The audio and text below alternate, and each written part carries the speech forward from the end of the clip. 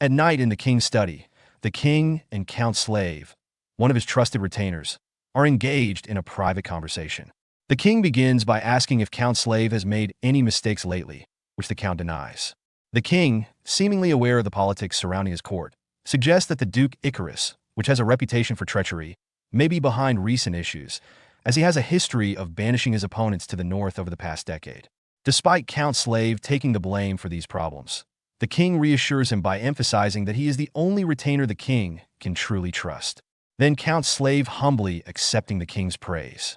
The conversation then shifts to a lighter topic as the king mentions rumors of ice being sold in the capital and asks Count Slave about it. Count Slave explains that the king must be referring to ice candy sold by the Roll Trading Company, which is distinct from ordinary ice due to its sweetness, a new or unusual delicacy gaining popularity in the kingdom. In this scene, the king continues his conversation with Count Slave, asking how late the Roll Trading Company remains open. Count Slave informs the king that the company operates until quite late, and he begins to think that the king is interested in trying the ice candy. Understanding the king's desire, Count Slave suggests they could visit the company during a secret outing. The king is impressed by Count Slave's ability to anticipate his wishes, remarking that Count Slave knows him well. Count Slave humbly acknowledges that it is his duty as the king's aide to understand his desires. The king, intrigued, asks when this secret outing is planned, signaling his interest in the adventure. The scene then transitions to the Roll Trading Company, where Savina, Annie, Luffy, and Leo gather with a magic swordsman, Mudok, to make a request. They ask Mudok to teach them magic, interrupting him as he eats ice cream. Surprised, Mudok questions their sudden request. Savina, acting as the spokesperson, apologizes for their unexpected visit and acknowledges the difficulty of learning magic, but insists that they must learn it. Annie supports Savina's plea, explaining that if the trading company were to face danger again, like it did in the past, it could lead to disaster. Annie promises to train hard, demonstrating their desperation to acquire magical skills to protect the company. Mudok, however, clarifies that while their determination is admirable, he is not a magician and does not know magic. Luffy recalls that Mudok had previously mentioned something similar to martial arts, prompting Mudok to explain that what he uses is called the Ice White Divine Palm, a form of martial arts rather than magic. When Leo suggests that they could learn martial arts instead, Mudok is taken aback. Savina and Annie quickly support the idea, and the four of them plead with Mudok to teach them martial arts. Mudok, surprised by their determination and sincerity, begins to reflect on his own past. He recalls a moment from his childhood when he, too, begged someone with silvery white hair to teach him martial arts, much like the children are now doing with him. In the present, Mudok is conflicted. He knows that his primary focus should be finding Warian, and he is aware that teaching the secret martial arts of the Northern Sea is against the rules. However, he is moved by the children's resolve and their desire to protect others. He recognizes that these children have been helping him, even though they know very little about him or his past. In this new world, he begins to reconsider the strict rules he once followed. As Mudok reflects on the children's request to learn martial arts, Savina approaches him again, pleading for his help. Moved by their sincerity but unsure of what to do, Mudok tells them to return the next day for an answer. The children, thrilled at the possibility, misinterpret his words as a commitment to teach them. Luffy excitedly asks if Mudok is really going to train them, while Leo expresses deep gratitude, even vowing to remember Mudok's kindness in death. Mudok tries to clarify, but the kids are already too excited and leave the room, eagerly talking about their future martial arts abilities. As they close the door and bid him goodnight, Mudok is left to contemplate how the situation spiraled so quickly. He humorously wonders if he had been as eager and persistent at their age, reflecting on how difficult it must have been for his own master. Suddenly, his thoughts are interrupted by the sound of metal clashing in the distance, indicating trouble nearby. He realizes there is no time for rest. Meanwhile, in a nearby forest, Count Slave is embroiled in a deadly ambush. After killing one of his attackers, who was in hoodie, he struggles to catch his breath. As he contemplates whether he can survive until reinforcements arrive, he bitterly thinks about how the ambush occurred just when they were on their way to eat ice candy. His thoughts are interrupted by the sensation of hot wind behind him. Turning around, he sees a mage preparing several fireballs, which are launched towards him. Then a massive explosion happened as the fire hits him. King, filled with worry, rushes to Count Slave's side after witnessing the aftermath of a violent ambush. Concerned, the king asks if Count Slave is all right, noticing that his arm is bleeding. Count Slave reassures the king that he's fine, but apologizes for any perceived rudeness, as the situation demands swift action. The king, understanding the urgency, tells him not to worry about formalities. In the midst of the chaos, Count Slave assesses the situation, realizing that he had overlooked the presence of a mage among the attackers due to their similar attire. Quickly regaining control, he rallies his soldiers, shouting for them to stay composed and reorganize their formation to protect the king. The soldiers respond, forming a defensive line around the king. Meanwhile, the leader of the attackers, Morian, orders his men to press the assault with the intent to kill everyone, sparing no lives. The attackers respond with bloodthirsty determination, eager to claim the heads of the nobles. As they charge toward Count Slave and his soldiers, two attackers argue over who will claim the prize of killing the nobleman. But before they can strike, Count Slave demonstrates his deadly prowess in combat. With a swift, precise movement, he kills one of the attackers instantly, showcasing his exceptional skill and decisiveness in battle. Enraged by their fallen comrade, two more attackers charge at him, but he blocks their strikes effortlessly. Determined to uncover the truth, Count Slave asks one of the attackers who sent them. The attacker, dismissive and confident in their impending victory, taunts him, saying it doesn't matter since Count Slave is about to die anyway. As Count Slave surveys the battlefield, he realizes the gravity of the situation. The earlier magic attack had already decimated many of his soldiers, and the attackers clearly have no intention of leaving any survivors. In that moment, he reflects that if they lose this battle, the consequences for the kingdom will be dire. His foremost concern is protecting the king, and he steels himself for what's to come. Suddenly, his attention shifts to the mage in the distance, who is preparing another fireball attack. Reacting quickly, Count Slave shouts to his soldiers, ordering them to gather around and protect the king from the impending magic strike. The attacker mage, confident in his timing, taunts them, claiming it's too late for them. Just as the mage is about to launch the devastating fireballs, he is unexpectedly struck down by an ice attack. The force of the hit kills the mage instantly, leaving Count Slave, the king, and the attackers in shock. Morian, the leader of the attackers, furious at the sudden turn of events, demands to know who is responsible for the unexpected ice strike. The attacker's question is soon answered as Mudok reveals himself, standing atop a tree branch nearby. With a playful laugh, Mudok casually remarks, "He has been caught?"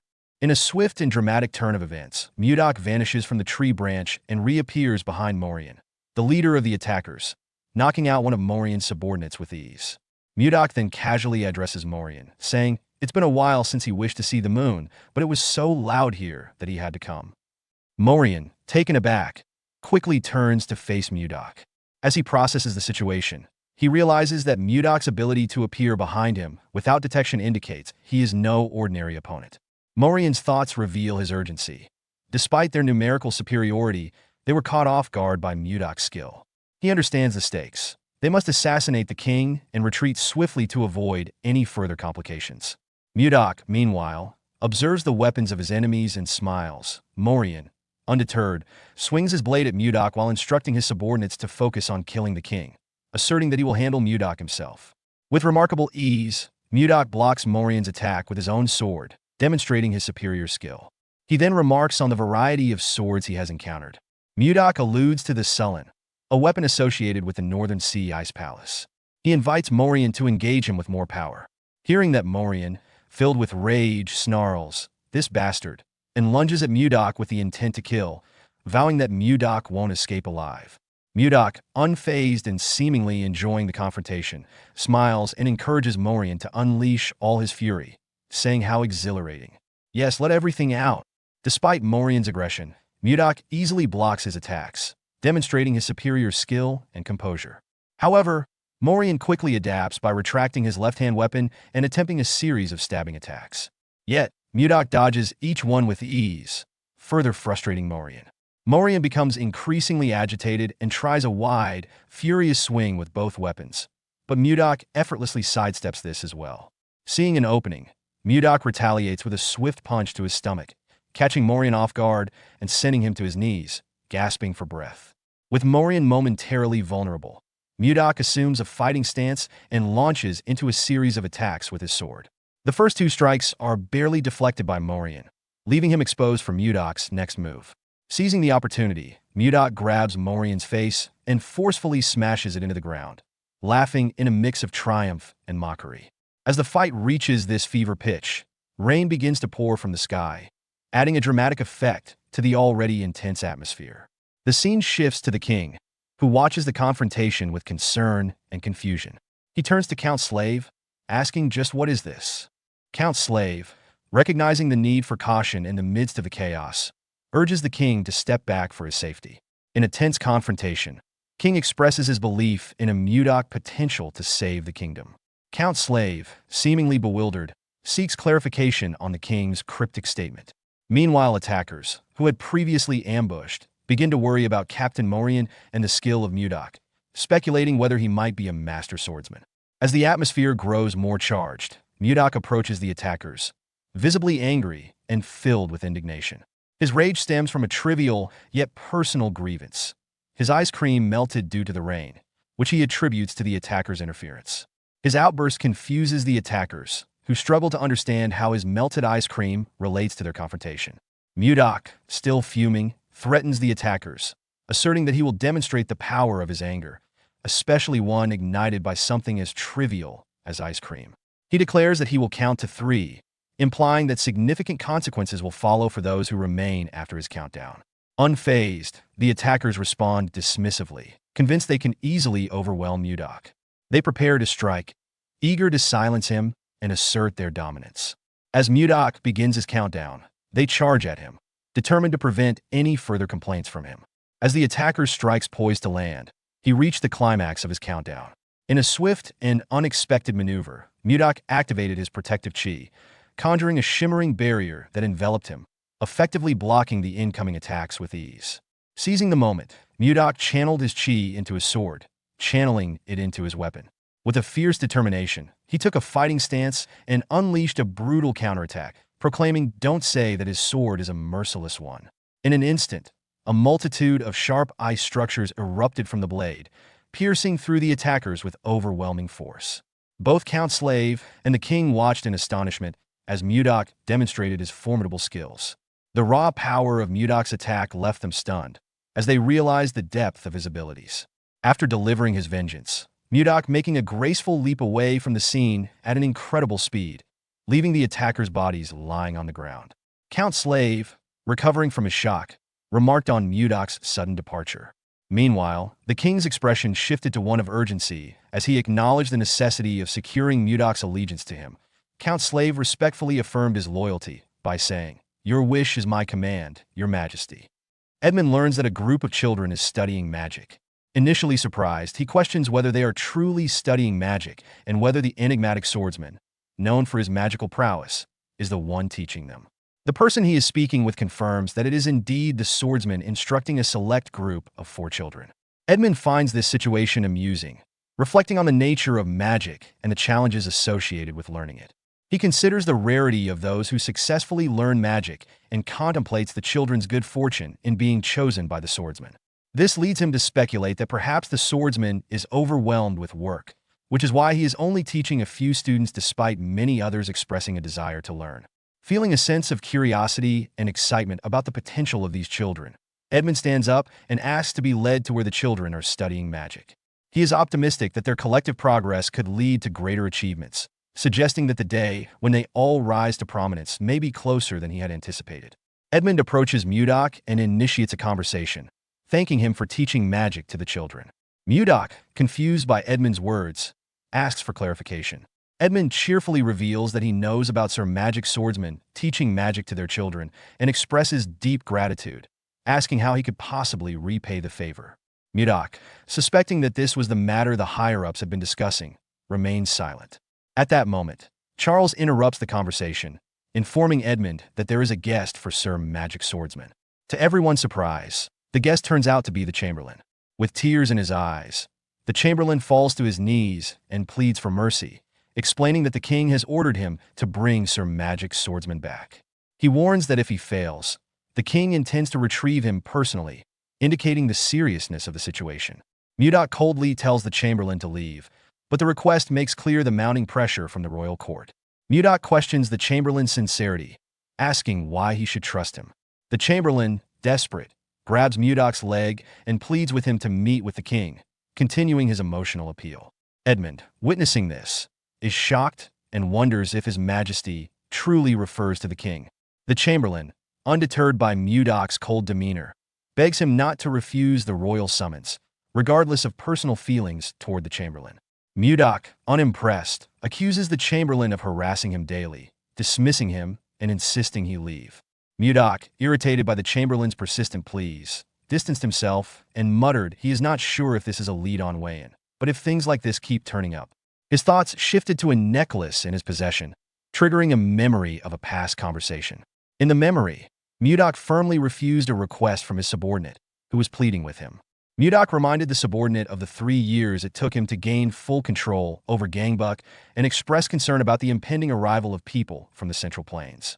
He questioned what kind of negotiations they could have with those slippery bastards. His subordinate advises that while sometimes strength is displayed, at other times diplomacy is key. He suggests showing restraint to highlight that the Northern Sea Ice Palace is not just about brute force, but if necessary, they can resort to power once again, and then he will take the lead. Mudok reflected on a past memory with his subordinate, deciding to let him handle the situation for now, but warned that if cooperation wasn't achieved, they would resort to force. His subordinate was unsure, but Mudok was resolute.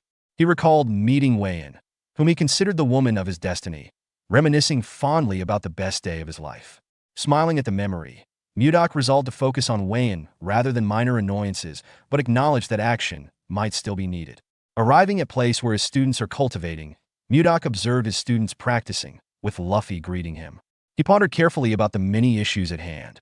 Meanwhile, at the palace, the Chamberlain returned disappointed, informing the king that Mudok had refused the invitation again. The king, frustrated by Mudok's refusal, admitted he initially wanted to thank him for saving his life. The Chamberlain vowed to return the next day to persuade him. The king, frustrated and disheartened, asked the Chamberlain how many times have he done this? Before any further explanation, a guard announces the arrival of Princess Ishilda. The king dismisses the Chamberlain and allows Ishilda to enter, noticing his sadness. Ishilda, sensing that something is wrong, inquires about the Chamberlain's troubled expression. Rather than immediately answering, the king instructs her to sit and recounts the situation involving Mudok. Mudok, a skilled magic swordsman, has repeatedly refused the king's invitations to serve in his court, leaving the king confused and disappointed. Ishilda rises in concern, checking if her father is unharmed, to which the king reassures her that he is fine.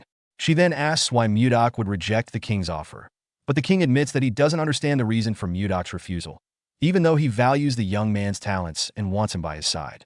Ishilda acknowledges her father's admiration for the mage, saying he must be a remarkable person. The king responds that Mudok is more than just great. He was the one responsible for creating ice and ice cream, which had become a huge sensation in the kingdom. Ishilda recalls having tried the ice cream herself and expresses her amazement. The king then reveals that the same mage who created the ice had also saved his life, and he admits to feeling greedy after receiving such valuable knowledge. Ishilda understands this, saying that anyone would feel the same way. In her thoughts, she reflects on her unforgettable first experience with ice cream and ponders the coincidence that the person who made it is the very mage her father seeks. She becomes curious about this mage's identity. As she looks out the window and sees 2 children enjoying ice cream, Ishilda contemplates taking the opportunity to meet Mudok herself. The scene shifts to Mudok, who is teaching a group of students in a cultivation session. As he watches them, Mudok is impressed with their rapid progress, noting that although he's only been instructing them for half a month, they've already reached the point where they can emit chi. He attributes this progress to the denser concentration of chi in this world compared to the Central Plains. Mudok interrupts the session by clapping and instructing his students to stop, acknowledging their ability to control chi. He quickly corrects himself, calling it mana instead, and announces that they will now move on to the next stage of their training. His students obediently reply, "Understood, Master," demonstrating their respect and readiness to continue learning under his guidance. At that moment, the Chamberlain arrives, addressing Mudok as Sir Magic Swordsman. Mudok, exasperated by what seems like a recurring event, wonders to himself if time is repeating itself. With a heavy sigh, he braces for yet another disturbance. However, this time, the Chamberlain is accompanied by another figure, a person in a hooded cloak. Mudok is surprised to see the Chamberlain again, having expected that he would not return since he didn't show up that morning. He questions the chamberlain about his return. Suddenly, he notices that his necklace is glowing brightly, prompting him to turn around, thinking that perhaps Wayan is nearby. At that moment, the cloaked figure accompanying the chamberlain reveals herself by removing her hood. To Mudok's astonishment, it is Princess Ishilda, who greets him warmly and introduces herself as the princess of the Drake Kingdom. Mudok instantly recognizes her, thinking he found her, that's her. The scene then transitions to the Roll Trading Company house, where Ishilda expresses her knowledge of Mudok's heroic deeds, specifically that he saved her father's life. Mudok humbly replies that it kind of just happened, which Ishilda interprets as somewhat rude and ungracious. Despite this, she finds the situation amusing and laughs, revealing her light-hearted demeanor. She continues by mentioning that her father has invited Mudok to the palace to express his gratitude for his actions and questions why he declined the invitation. Before Mudok can respond, he is confronted by Ishilda, who expresses her frustration about his consistent refusals to accept an invitation. Mudok recognizes her not just by her words, but also by her angry demeanor, confirming her identity as Wayan. Ishilda interrupted Mudok's thoughts, prompting him to ask when he should go. Ishilda informed Mudok that she had come to invite him. When Mudok inquired about the timing for his visit to the palace, she suggested that tomorrow at around 11 in the morning would be suitable. As she spoke, she felt that there was more to the situation than met the eye, reflecting internally that this couldn't be everything. Mudok accepted the invitation, confirming he would see her then. Ishilda concluded the conversation by saying she would leave now. Mudok reflects on the implications of visiting the palace. He is excited about the opportunity to see Ishilda again, but is also acutely aware of the social gap between them.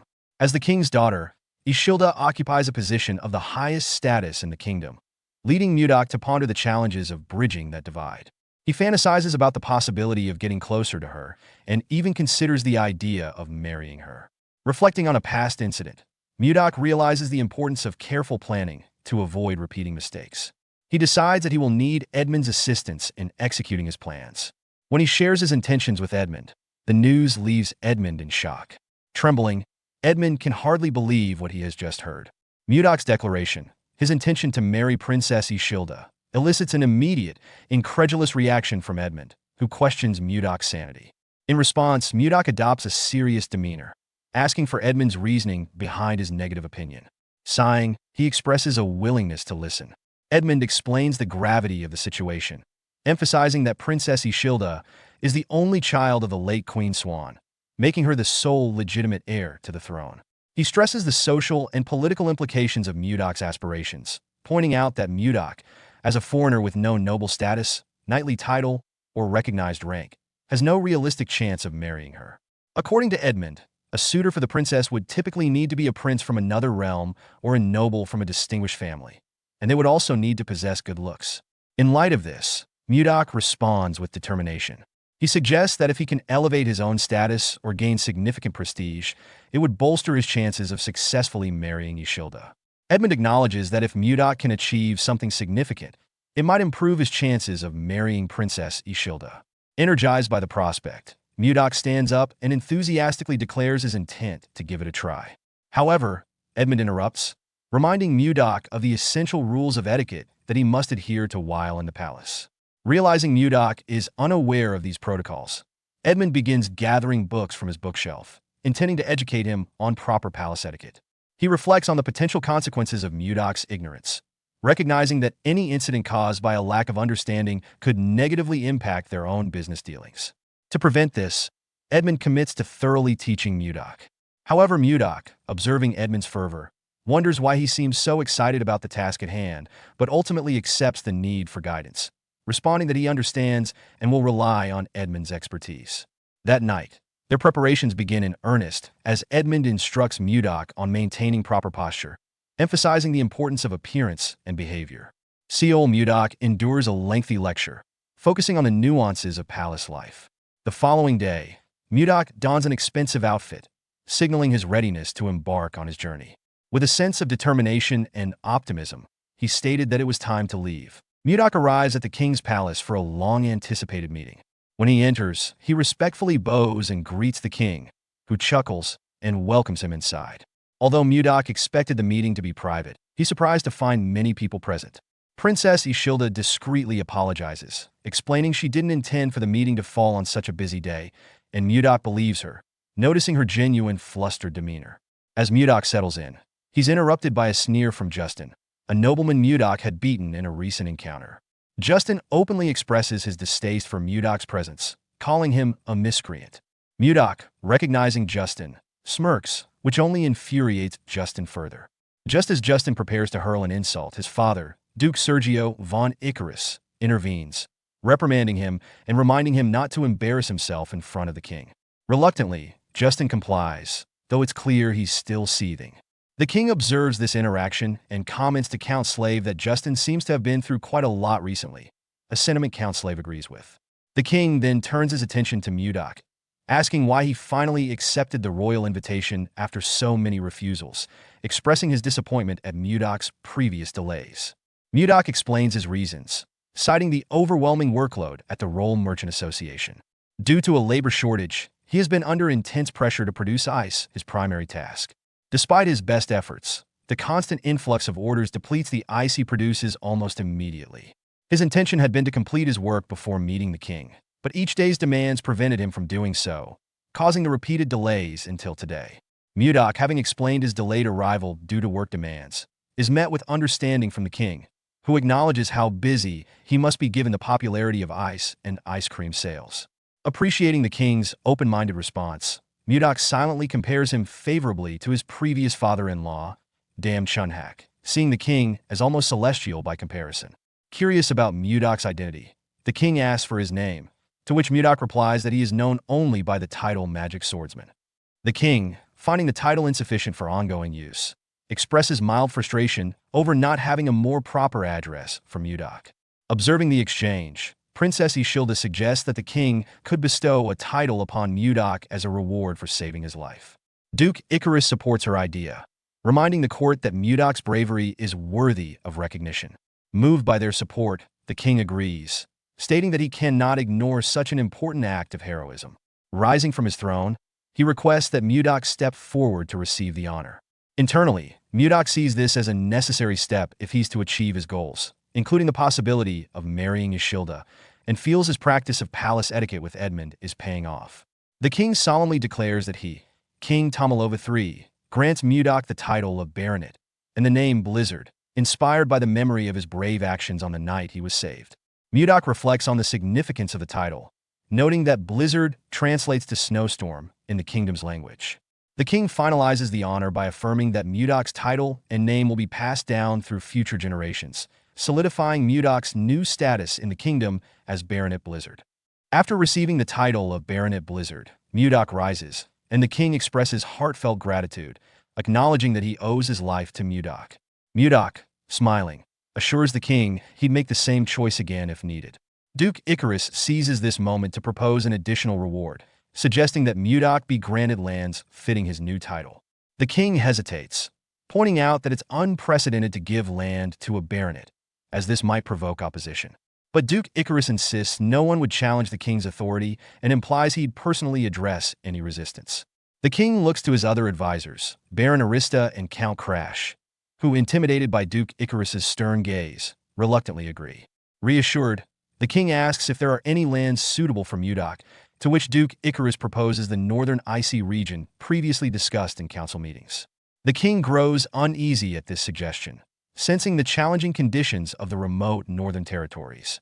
Duke Icarus continues, remarking on the alignment of Mudok's title Blizzard with the frigid northern lands, painting it as a good omen.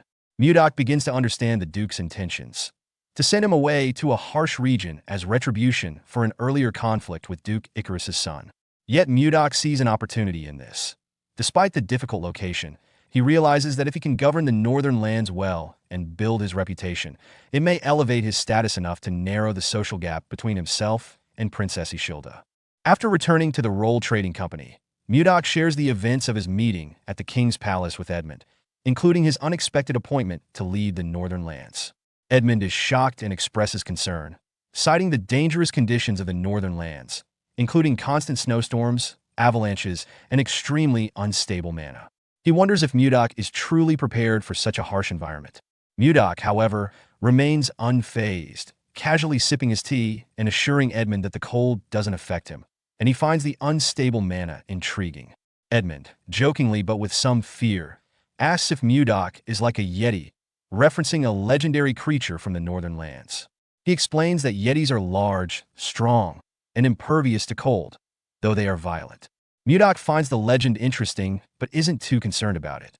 Edmund then mentions the northern people's reputation as fierce warriors who are said to be able to fight 100 men and who strongly resist any form of leadership. Mudok sees this as an opportunity to prove himself and increase his fame.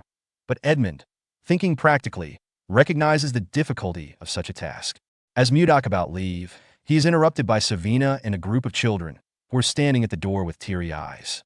A little later, when they express their desire to accompany him to the northern lands, Mudok becomes flustered and refuses, explaining that it's far too dangerous for them, especially since they've only just begun their martial arts training. Mudok is confronted by Savina and other kids, who are upset that he's leaving, as they still have much to learn from him. They beg him to stay, but Mudok laughs off their concerns. Just as the kids are pleading with him, Ishilda arrives and greets Mudok with some hesitation. Mudok notices her discomfort and asks if something is wrong. Ishilda suggested that they speak after the children leave. Mudok dismisses the kids, urging them to go so the adults can talk. Savina and Leo are puzzled by his abruptness, but excitedly leave after Mudok agrees to grant their request. As they leave, Savina bows in gratitude, and Mudok urges them to go quickly so the adults can converse. Once alone with Mudok, Ishilda humorously comments on how lively his disciples are, but Mudok points out their rebellious spirit, which Ishilda agrees with. She then apologizes to Mudok, explaining that her request for the king to grant him a title inadvertently led to Mudok being sent to the northern lands. Mudok, noting her resemblance to Wayan in this way, remarks that if he hadn't received the title, he wouldn't have been sent to such a dangerous location. Ishilda accepts responsibility for the situation, apologizing once more. Mudok pretended to cough, thinking, how adorable, before saying, apologies won't change anything. In the end, he still has to leave. Ishilda, wanting to ease his mind, offers to help, asking what she could do. Mudok humorously suggests that a lucky charm might help, implying that it's a kiss filled with genuine concern. Ishilda, initially confused and embarrassed by the idea of a kiss, blushes and pulls away, clearly flustered. Mudok, sensing her discomfort, quickly reassures her that he was just joking and attempts to brush the moment off. He then begins to leave, but Ishilda, still troubled, recalls a memory from her past life that makes her hesitate. She shouts for him to wait and approaches him, unsure of her own feelings, but feeling an odd sense of familiarity in his actions. After a brief moment of silent contemplation, Ishilda surprises both herself and Mudok by agreeing to the suggestion, saying, all right, fine, I'll do it. Mudok, somewhat caught off guard, tries to backtrack, saying he doesn't want to pressure her, but Ishilda disregards this and pulls him into a kiss. The kiss is quick, and once it's over, Ishilda, blushing and covering her face with her cloak, asks if it's done before walking away. Mudok, stunned by the turn of events, is left in shock, and we see him, resembling a Cinderella 2.0, who lost his shoe along the way. As he processes what just happened, he realizes that he now has a greater motivation to succeed and return. Rumors began circulating in the northern lands about a new lord arriving, rumored to be the one who saved the king's life and was rewarded with land and a title. In a tavern, a conversation broke out about his feats, with one person claiming he single-handedly defeated 100 enemies. The second person was impressed, asking if it was true. The first person went on to say that the new lord was a sixth circle mage, with swordsmanship so formidable that even a swordmaster couldn't defeat him. The second person questioned why such a powerful individual would come to their area, expressing doubt. At this point, another person overhearing the conversation interrupted, suggesting that the new lord must have fallen out of favor with Duke Icarus, dismissing the rumors as mere gossip. He confidently added that, if they intimidated him enough, the new lord would likely run away just like the others before him. The scene shifted to a treacherous, icy mountain, where the roar of a wyvern echoed ominously. Jake and Luia, a man and a woman navigating the mountain, immediately became alert. Standing back to back, they scanned their surroundings with growing tension. Jake, nervous and unsure of the source, inquired, where the hell is that wyvern? Just as he spoke, Luia spotted the creature approaching from her side. She quickly alerted Jake and prepared herself to defend against the attack. Raising her axe, she attempted to block the wyvern's strike, but its immense power shattered her weapon. The force of the blow sent Luia flying to the ground, where she landed painfully some distance away. Jake, seeing Luia injured, panicked and shouted, "Is she okay?" As he rushed toward her. Luia, struggling to push herself up, cursed under her breath, bitterly thinking, "We were just trying to grab a few eggs. Why is this happening?" Her thoughts were interrupted when she noticed the wyvern looming behind Jake, preparing to strike. Her eyes widened in horror as she immediately shouted, "Jake, behind you!" Jake turned just in time to see the wyvern's massive jaws bearing down on him. Frozen in fear, he thought helplessly, "This is it. It's over." At the critical moment, Seol Mudok appeared, swiftly striking with his sword and severing the wyvern's head in a single, clean blow. The massive head crashed to the ground, landing between Luia and Jake. Both stared in shock at the twitching remains of the wyvern, with Luia screaming in terror. Standing confidently, Mudok reassured them. Luia, regaining her composure, expressed her gratitude, thanking him for his help. He was just doing what he had to do as a lord. Luia, puzzled by his words, wondered what he meant by lord, but before she could ask, Mudok turned to leave. As he walked away, he glanced back and said, "See them next time," before leaping away at incredible speed. Luia, astonished by his agility, muttered, "So fast, he's already gone." Meanwhile, Jake checked the wyvern eggs they had taken earlier, only to realize they were missing. Panicking, he informed Luia about it. Later, at Carolyn's lord's castle, perched among icy mountains, Mudok sat alone on the throne with a smirk. In that empty grand hall, the protagonist sarcastically reflects on the absence of attendees, questioning whether anyone is aware that it's the day of his inauguration. His servant nervously apologized, offering to resend messengers to the nearby villages. Mudok dismisses the idea of sending messengers again, confidently stating that even if they are sent, no one will show up. Mudok reflects on the situation, realizing that the cold reception he's receiving is likely typical for Carolyn's lords, explaining why they are often driven out. Despite the lack of support, he grins widely, confident that he has a plan to change things. A few days later, Max, the greatest warrior of Carolyn, was angry and frustrated. He had just learned of his fellow's warrior's defeat. In the midst of his frustration, Max questioned who could have possibly defeated them, the strongest warrior. Injured warriors around him, who had faced Mudok, spoke of his overwhelming skill. One admitted defeat reluctantly, acknowledging the Lord's impressive abilities, while another described the Lord's speed and the intense pain he caused with his powerful hand techniques, leaving them completely immobilized. Max, deep in thought and trying to process what he had just heard, considered the magnitude of the situation. His contemplation was interrupted when a warrior burst into the room, shouting that Mudok was in the village square. Max, realizing that the Lord had already made his move, decided to confront him.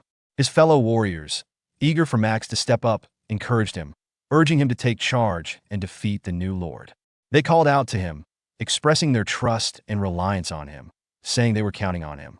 Meanwhile, in the village square, Mudok stood calmly amidst the crowd, observing his surroundings and noting the large number of people gathered. Just then, Luia spotted him and waved enthusiastically.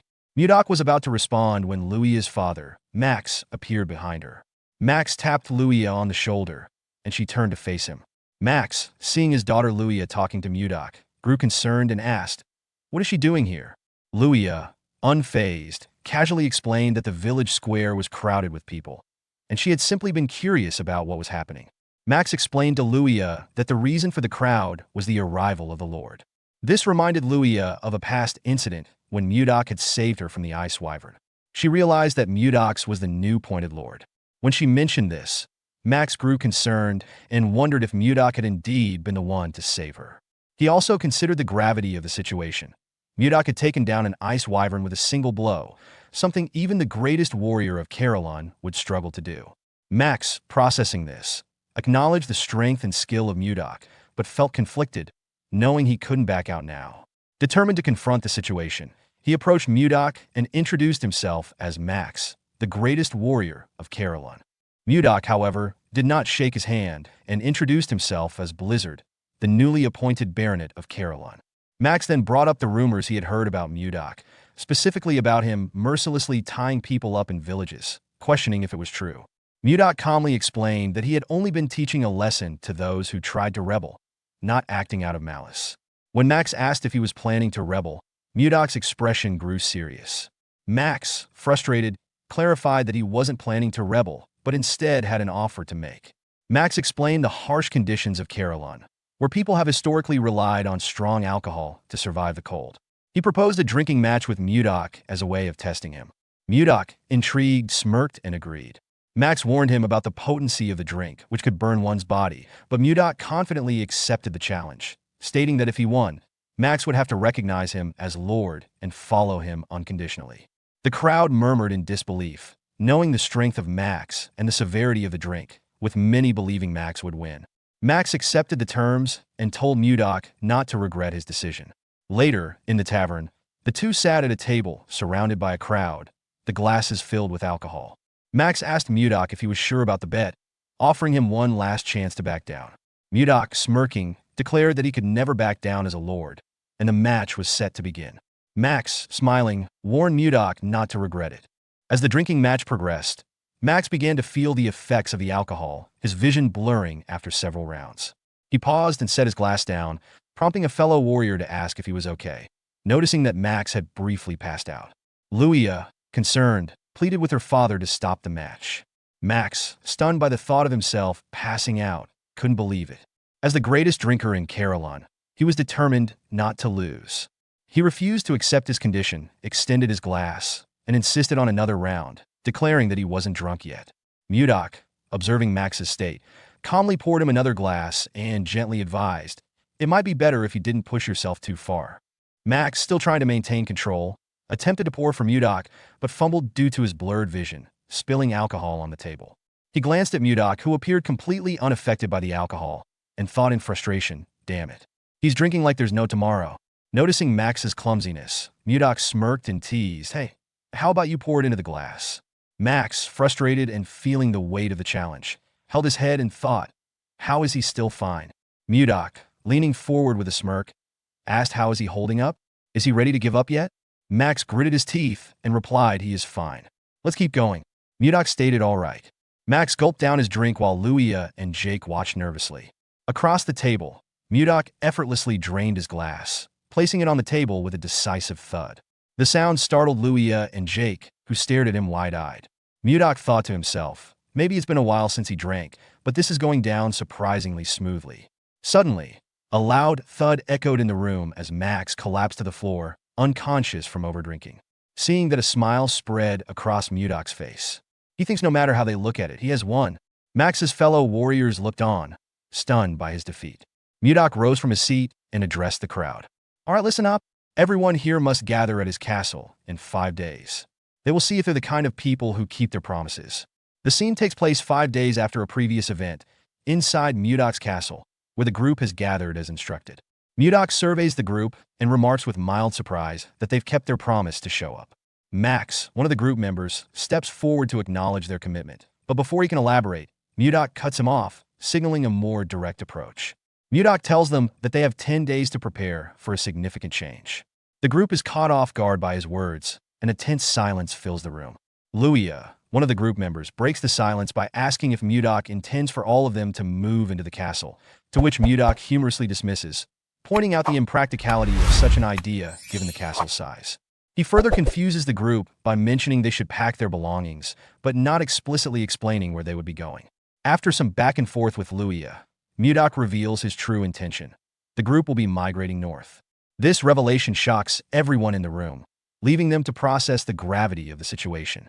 Mudok, having spent the past 5 days surveying the region, reveals to the group that he has found an ideal location in the north capable of supporting a large population, at least 10,000 people. He envisions a unified community where they would no longer live scattered across the icy land. He emphasizes the need to come together and build something larger than what they currently have. Max, however, steps forward to express his concern about the location. He points out that the area is already inhabited by ice ogres, which poses a significant threat. Mudok, seemingly unfazed, raises an eyebrow in mock surprise and asks for clarification.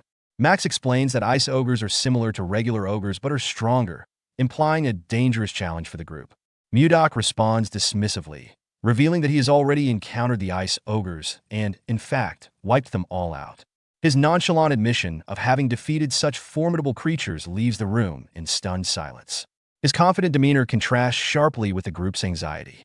Mudok reassures them that the area is now safe and urges them to begin preparations for the migration without hesitation.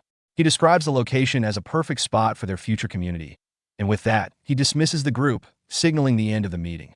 As the rest of the group begins to leave, Mudok rises from his throne and stretches, reflecting on his thoughts and preparing for the final task at hand.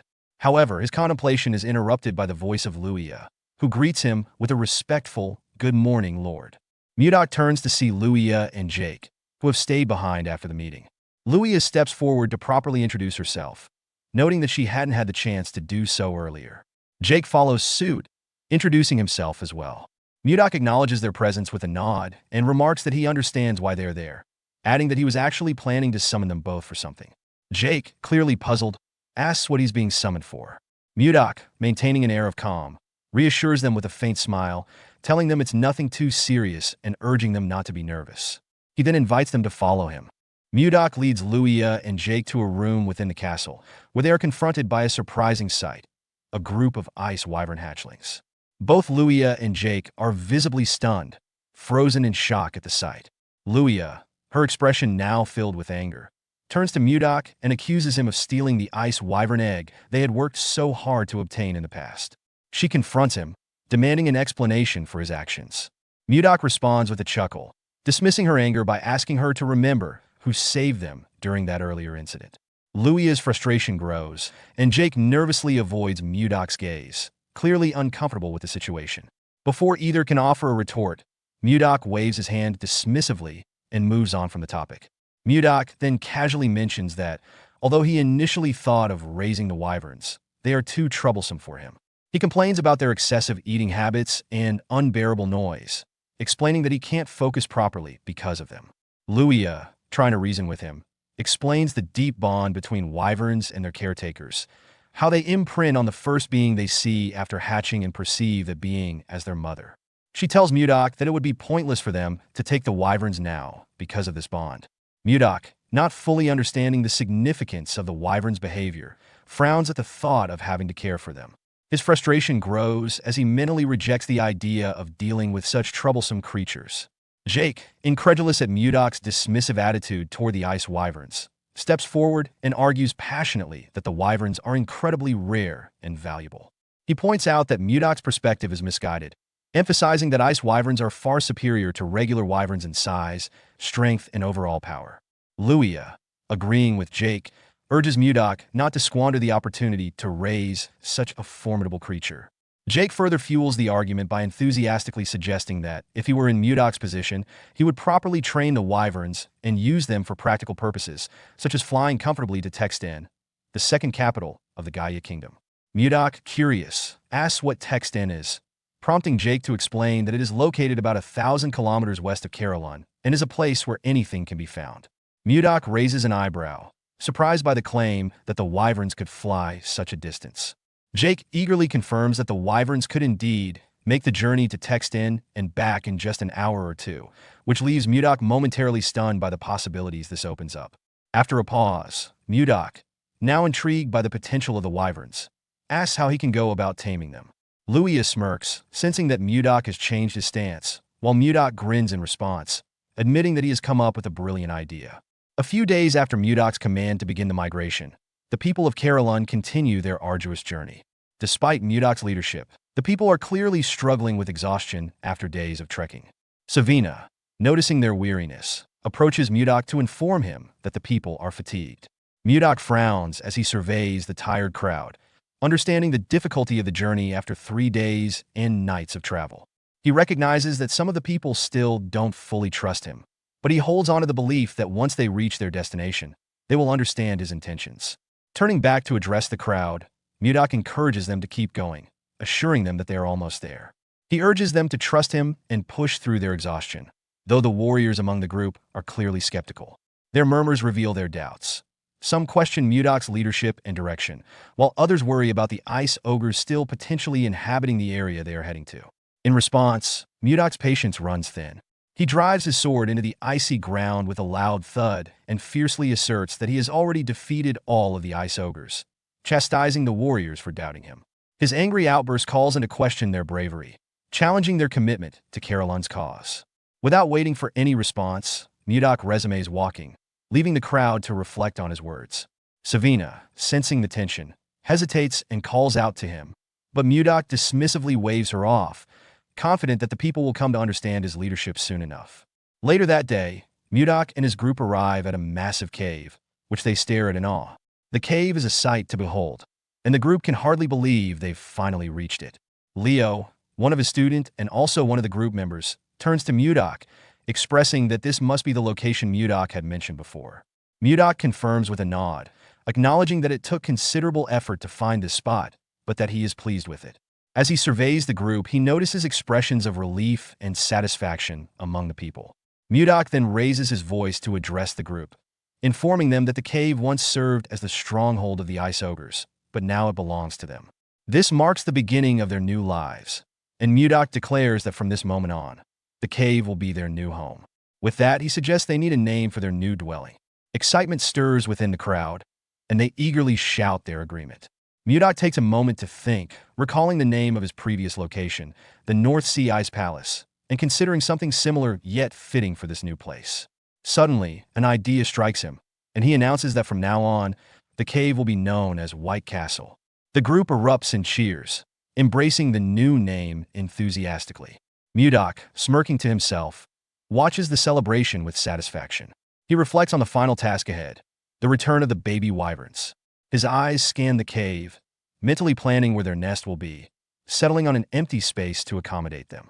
A little later, as the group settles into their new home, a sudden, piercing scream echoes through the cave. Mudok immediately spins around. Just then a spell was cast.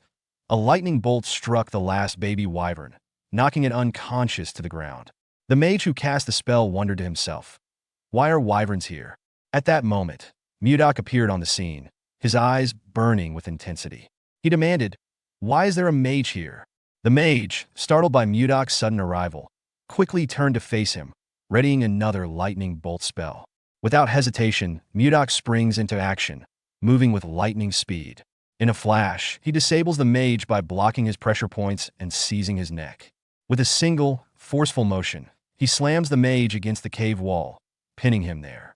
The mage gasps in pain, and Mudok growls with authority, his voice cold and menacing. "That you won't get a second chance. Who is he?" His tone makes it clear that he demands answers and that any further threats will be met with swift retribution.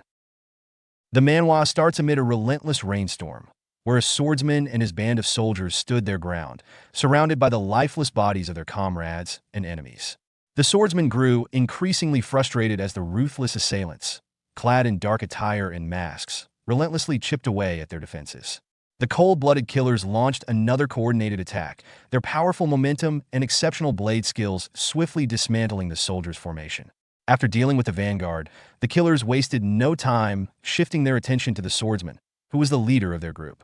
Unfazed by the sight of his fallen comrades, the swordsman maintained unwavering focus on the enemy's blade. The young student displayed impressive creativity in his approach, strategically choosing the most effective way to defeat multiple enemies at once. His swift strikes left a trail of blood on the ground, showcasing his fierce determination. Despite their best efforts, the battle appeared to stretch on indefinitely. The swordsman embraced the challenge of making his last stand, undeterred by the overwhelming odds he faced. He expressed his anger towards the attackers, calling them heartless individuals. The swordsman had planned to engage in transactions with the area's influential military and economic leaders, but the circumstances had unexpectedly become perilous. They had made an agreement, only for him to be deceived, both literally and metaphorically. Regardless, the swordsman was determined to defend his master in the carriage, no matter what, even if it meant giving up his own life. The young leader inspired his remaining comrades, encouraging them to persevere with all their might, promising them that assistance was imminent. The culprit, on the other hand, had foreseen this turn of events and had arranged a malevolent surprise. The supposed reinforcement unit, intended to assist them in battle, had already been ruthlessly annihilated. The severed heads were collected as a somber reminder of the challenging situation faced by the main forces. The swordsman was left questioning the state of the world after witnessing the brutal annihilation of the cavalry by an incredibly powerful man.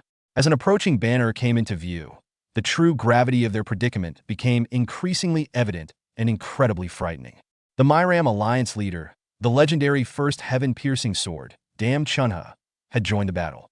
Upon observing the desolate battlefield, he couldn't help but recognize the impressive might of the Ice Pavilion, astonished by their resilience in withstanding the Myram Alliance. The swordsman, with a bold and rebellious spirit, grinned and fired back at the corrupt leader, confidently stating that his cockiness was only possible because the master of the Ice Pavilion was nowhere to be found. Filled with fury, the master assassins could not bear any form of disrespect towards their leader. Speaking out against their lord was considered a serious offense, resulting in severe consequences. Just as things were about to get worse, a figure emerged from the carriage. It was a woman, her face filled with a mix of fear and concern. She passionately urged everyone to take a momentary break, and the swordsman respectfully referred to her as Miss Wan. She confidently assured him that she would be perfectly okay. Unexpectedly, the Crooked Lord also ordered his death squad to cease their actions, and they obediently followed his command. Amidst the chaotic battlefield, a young girl and a formidable elderly man faced off against each other. Miss Wan attempted to initiate a conversation with the Lord, but he went on a rant, accusing her of being misled by monkeys and bringing shame to Dam Chunha's reputation. However, he recognized that errors are a part of life and can be pardoned. Underscoring his position as her father, he offered her a chance to go back to where she truly belonged. Miss Wan asked if the remaining men of the Ice Pavilion would be spared if she agreed. Her father's stern gaze left no room for negotiation. Confronted with this situation, Miss Wan found herself compelled to offer yet another apology to her demanding father. The leader of the Myram Alliance paused to absorb his daughter's reply before swiftly drawing his sword, its blade catching the moonlight. The swordsman, filled with a surge of creativity and resourcefulness, attempted to intervene in the face of the impending tragedy. But alas, his efforts were in vain. Without any hesitation, the determined individual sternly reprimanded their daughter for going against their wishes. As the swordsman sought vengeance, the lifeless form of Miss Wan fell to the wet earth, leaving her father to mourn the loss of his beloved child. He said he lost her because of mindless orcs. With the matter resolved, he made a firm commitment to reclaim the essence of the Central Plains. It was the responsibility of his ruthless soldiers to handle the situation and tidy up the aftermath. The assault acted quickly, eager to spill the blood of the Ice Pavilion. Nevertheless, the swordsman stood confidently, effortlessly dispatching the initial onslaught with his own master technique. With unwavering determination, he rallied his remaining comrades, inspiring them to bravely battle until the very end. After Miss Wan's passing, their sole focus shifted towards seeking revenge. The sight of the once lively woman's distressing condition motivated them to confront the culprits with all their might. As Miss Wan's consciousness faded, her only desire was to return. She had made a commitment to someone, but now it felt like an insurmountable challenge. Maybe in a different existence, she would have the opportunity to fulfill that pledge. In the Ice Pavilion, the leader of the pavilion, Northern Sea Palace Master Seol Mudok, sat on his throne, deep in thought as he tried to make sense of the reports he had received. The Ice Pavilion, along with Lord Bai Muyue, who was on a diplomatic mission to negotiate with the Martial Alliance, fell victim to a surprise attack by the Myram Alliance and suffered a devastating defeat. As the messenger repeated the report, Seol Mudok's composure finally broke. A powerful storm erupted from the throne, casting a brilliant light across the room. The messenger and his loyal aides stood in silence, witnessing their master's fury taking shape. Seol Mudok stood up from his throne, driven by a burning desire for revenge. With unwavering determination, he set his sights on the Myram Alliance, determined to eliminate every single member and ensure their complete eradication, no matter the cost. Backed by the formidable combat force of the Northern Sea Palace, the Central Plains were on the brink of witnessing an extraordinary demonstration of power. Years later, on a chill winter evening, the epic battle fought by the Northern Sea Palace reached its thrilling climax. With their relentless drive, it was only a matter of time before they pushed the formidable Alliance leader to their limits. Amidst the chilling landscape of crimson snow and fallen comrades, Lord Dam Chunha pondered the devastating defeat that had befallen them. Overwhelmed by numerous severe injuries and completely drained of his strength, he pleaded for a quick end. Master Seol Mudok looked down at the supposed powerhouse with a strong sense of resentment. Before reaching his breaking point, he passionately questioned the motives of a father who could commit such a heinous act against his own daughter. He sought to understand the unfathomable reasons behind a man taking the life of his own flesh and blood. To the astonishment of everyone, Damn Chunna couldn't help but let out a mischievous laugh instead of providing an answer. From his point of view, the leader's daughter's involvement in romantic games with someone like Seol Mudok was quite disappointing. It would have been a bigger mistake to let her keep living and further damaging his reputation. Mudok didn't waste any more words on the person. With a flick of his hand, he conjured the chilling power of ice. In his final moments, Damn Chunna couldn't resist taunting Mudok one last time, boldly stating that although the palace master had conquered Jiangnan, he would never achieve his deepest desires. He suffered a devastating injury, with ice piercing through his chest. Despite his impressive achievements, Damn Chunha's overconfidence proved to be his undoing. As he faced his last moments, a montage of memories played out before him. He remembered the joy of carrying his young daughter on his shoulders, the times when his ambition consumed him and he neglected his role as a father, and the instances when he exerted too much control over Wei's life. He recalled the evening she reached her breaking point and escaped from her ordinary life. The final recollection that plagued him was the instance when he tragically took his daughter's life. Even in his last breath, the creature felt a burning anger and bitter resentment. That night was a turning point of great significance. With the passing of Damn Chunha, the leader of the Murim Alliance, the epic battle that had raged on for 6 years finally reached its conclusion. The legendary figure of the Northern Sea Palace Master Seol Mudok, emerged as the triumphant victor.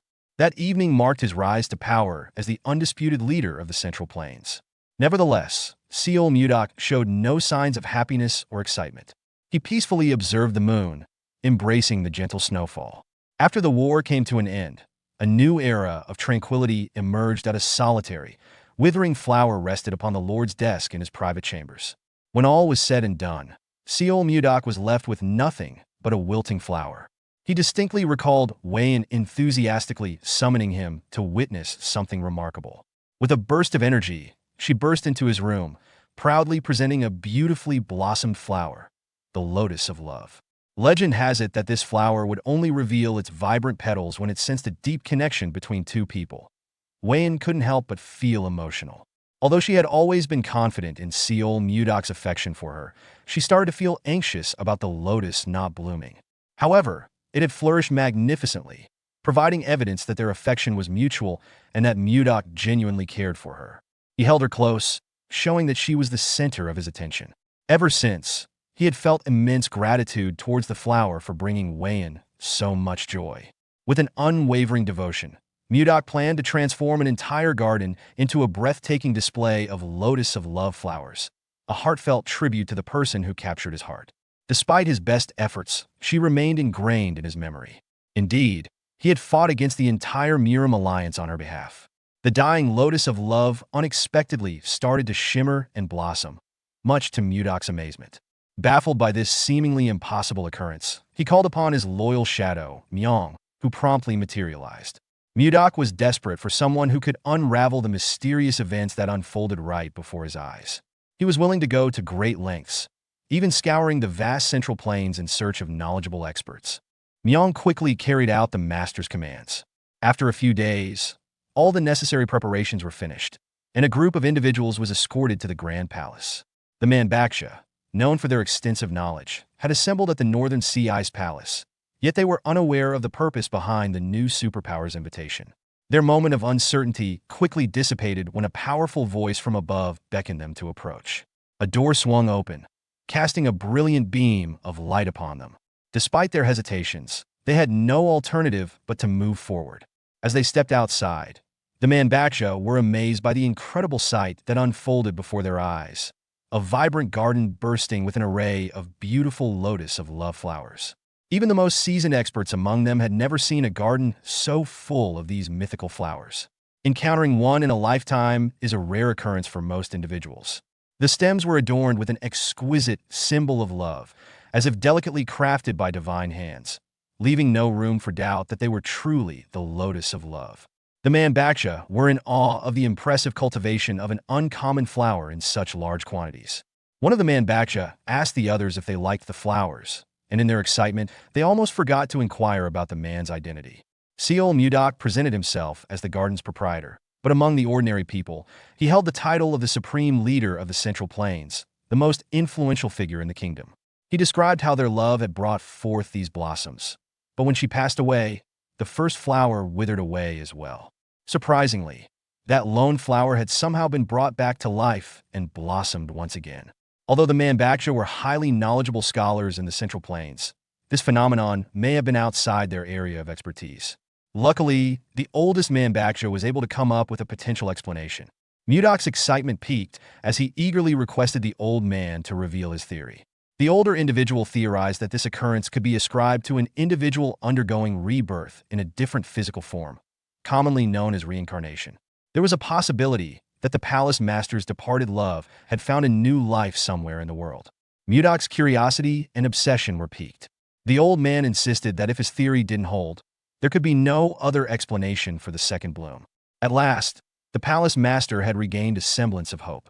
He had succeeded in entering the Central Plains and unifying the entire region, fulfilling the long-cherished wish of the Northern Sea. But all that had remained was emptiness. Now was the time to remedy that. As the Northern Sea prospered, Mudok's longing for Wayan only grew. The day he lost her, he couldn't find a purpose to continue living aside from the burning hatred against the Murim alliance. Mudok demanded details and plans at once.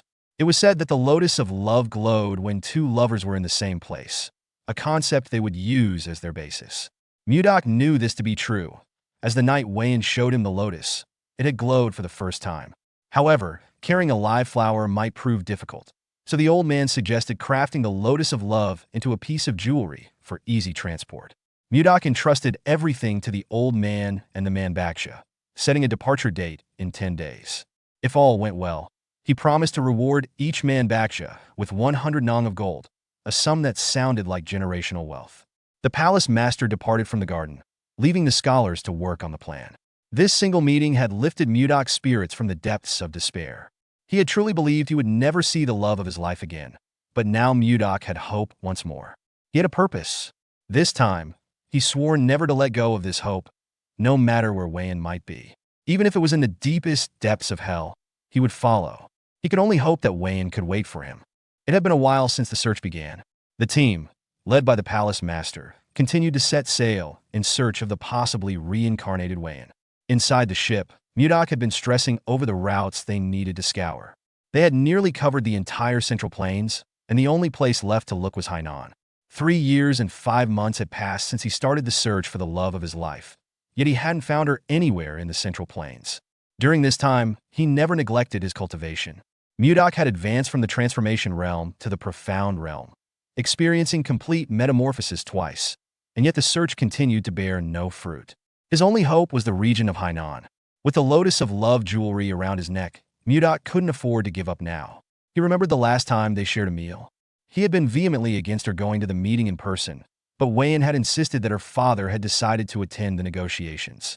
She believed that if she was there, maybe the Murim leader would understand Mudok's vision. Mudok had considered the possibility of a trap, but Wayan wanted to put her trust in her father just this once. Upon careful consideration, Mudok had sighed and given in, unable to resist Wayan's whims.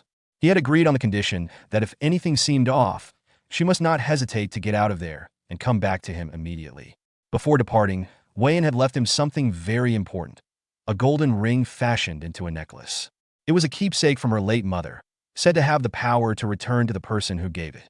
She believed that the necklace would always lead them back to each other's arms. The last thing Mudok heard her say in her sweet voice was not to worry about her, as she would never leave his side. In hindsight, Mudok regretted letting her go like that.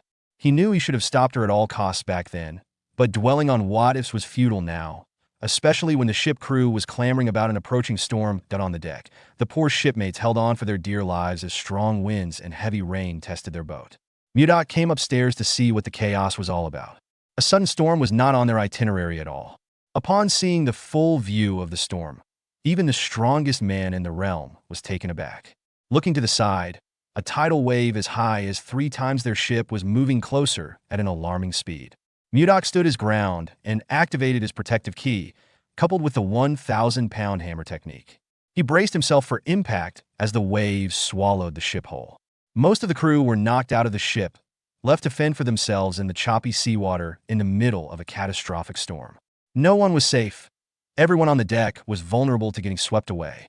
At this rate, this could be everyone's final voyage. Mudok couldn't let that happen on his watch. He activated his telekinetic grasp, conjuring multiple beams of intangible light that swiftly headed for the water. The telekinetic lights dove into the surface to look for any survivors who had been knocked out of the ship. This should be a good start. Mudok was confident that he could rescue everyone in time, but that might not be the case as another tidal wave loomed upon them. This time, it looked a lot bigger than the last one. The remaining crew were frozen in fear of what was about to come. They couldn't survive something like that wave at all. Mudok reached for his blade. He knew that the ship couldn't take much more of this cursed storm, so there might be only one viable option left. He wanted to use his blade and ice manipulation in conjunction with each other to confront the force of nature directly. The temperature around the area suddenly plummeted, sending a chill through the remaining crew. It was only natural, as the Palace Master had a plan to freeze the waves using his freezing ice wind technique. As he prepared his blade for the strike, the Lotus of Love necklace began to emit an unprecedented glow. The brightness of the light was so intense that it cut through the approaching wave with a piercing glow. The attack was abruptly halted when Mudok found himself temporarily blinded by the intense glare of the lights. Being pulled out of the ship, he found himself losing control of his body as he was drawn toward the captivating light in the distance. Following the storm, the ship emerged unscathed, standing strong. The crew was astounded by what they saw. The light was unlike anything they had ever seen before. As the gloomy skies dissipated, a breathtaking tropical paradise unfolded before their eyes, with a stretch of land within reach. As for the Palace Master himself, it seemed that he had also managed to survive the peculiar storm, but when he finally opened his eyes, he appeared to be in a state of utter exhaustion and disarray. As he surveyed his surroundings, he noticed an assortment of luggage and boxes filled with supplies scattered about. He found himself confined within a cramped carriage. How did they even end up in this situation? He recalled battling a tempest out on the open ocean, and in an instant, he found himself in this unfamiliar place. Mudok barely had time to acclimate and orient himself before a piercing scream echoed from outside in the vicinity of the carriage. A group of individuals transporting provisions found themselves pursued by enormous houseflies across a picturesque meadow. A woman and a young girl crouched behind a cluster of leaves, observing as a few houseflies were swiftly eliminated. A scholarly individual and a young person were attempting to ward off the flies using only a meat cleaver. A surprising turn of events saved them from a potential sneak attack by one of the flies. A mysterious force suddenly appeared, obliterating the oversized bug and cleanly severing its body in two. A mysterious force emerged from the luxurious carriage in their traveling group. After everything had calmed down, Seol Mudok's finger remained pointing up in the air. He thought that he must have ended up in a forest somewhere in the Central Plains. However, there was a peculiar energy emanating from this place. From his perspective, these individuals appeared to be from another country. It seemed like he had drifted quite a distance from the mainland of the Central Plains. Then there were these repulsive bug monsters freely soaring through the air, making it impossible to look away. Flies were disgustingly repulsive. Mudok had the ability to eliminate the Miram Alliance leader and claim ultimate power in the realm. However, even he couldn't escape the feeling of revulsion. His grand arrival may have been a bit excessive, causing the first-class carriage to shatter, but there were more urgent matters to attend to. Foreigners and oversized flies swarmed around him, creating a chaotic scene. What on earth was going on with his Central Plains? Mudok's lightning-fast reflexes foiled the fly's attempt to catch him off guard with its sudden burst of speed.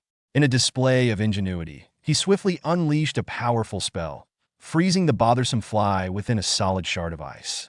Without even glancing back, the method used was rather harsh, causing the frozen crystal to collapse and shatter the fly's body into tiny fragments of ice shards.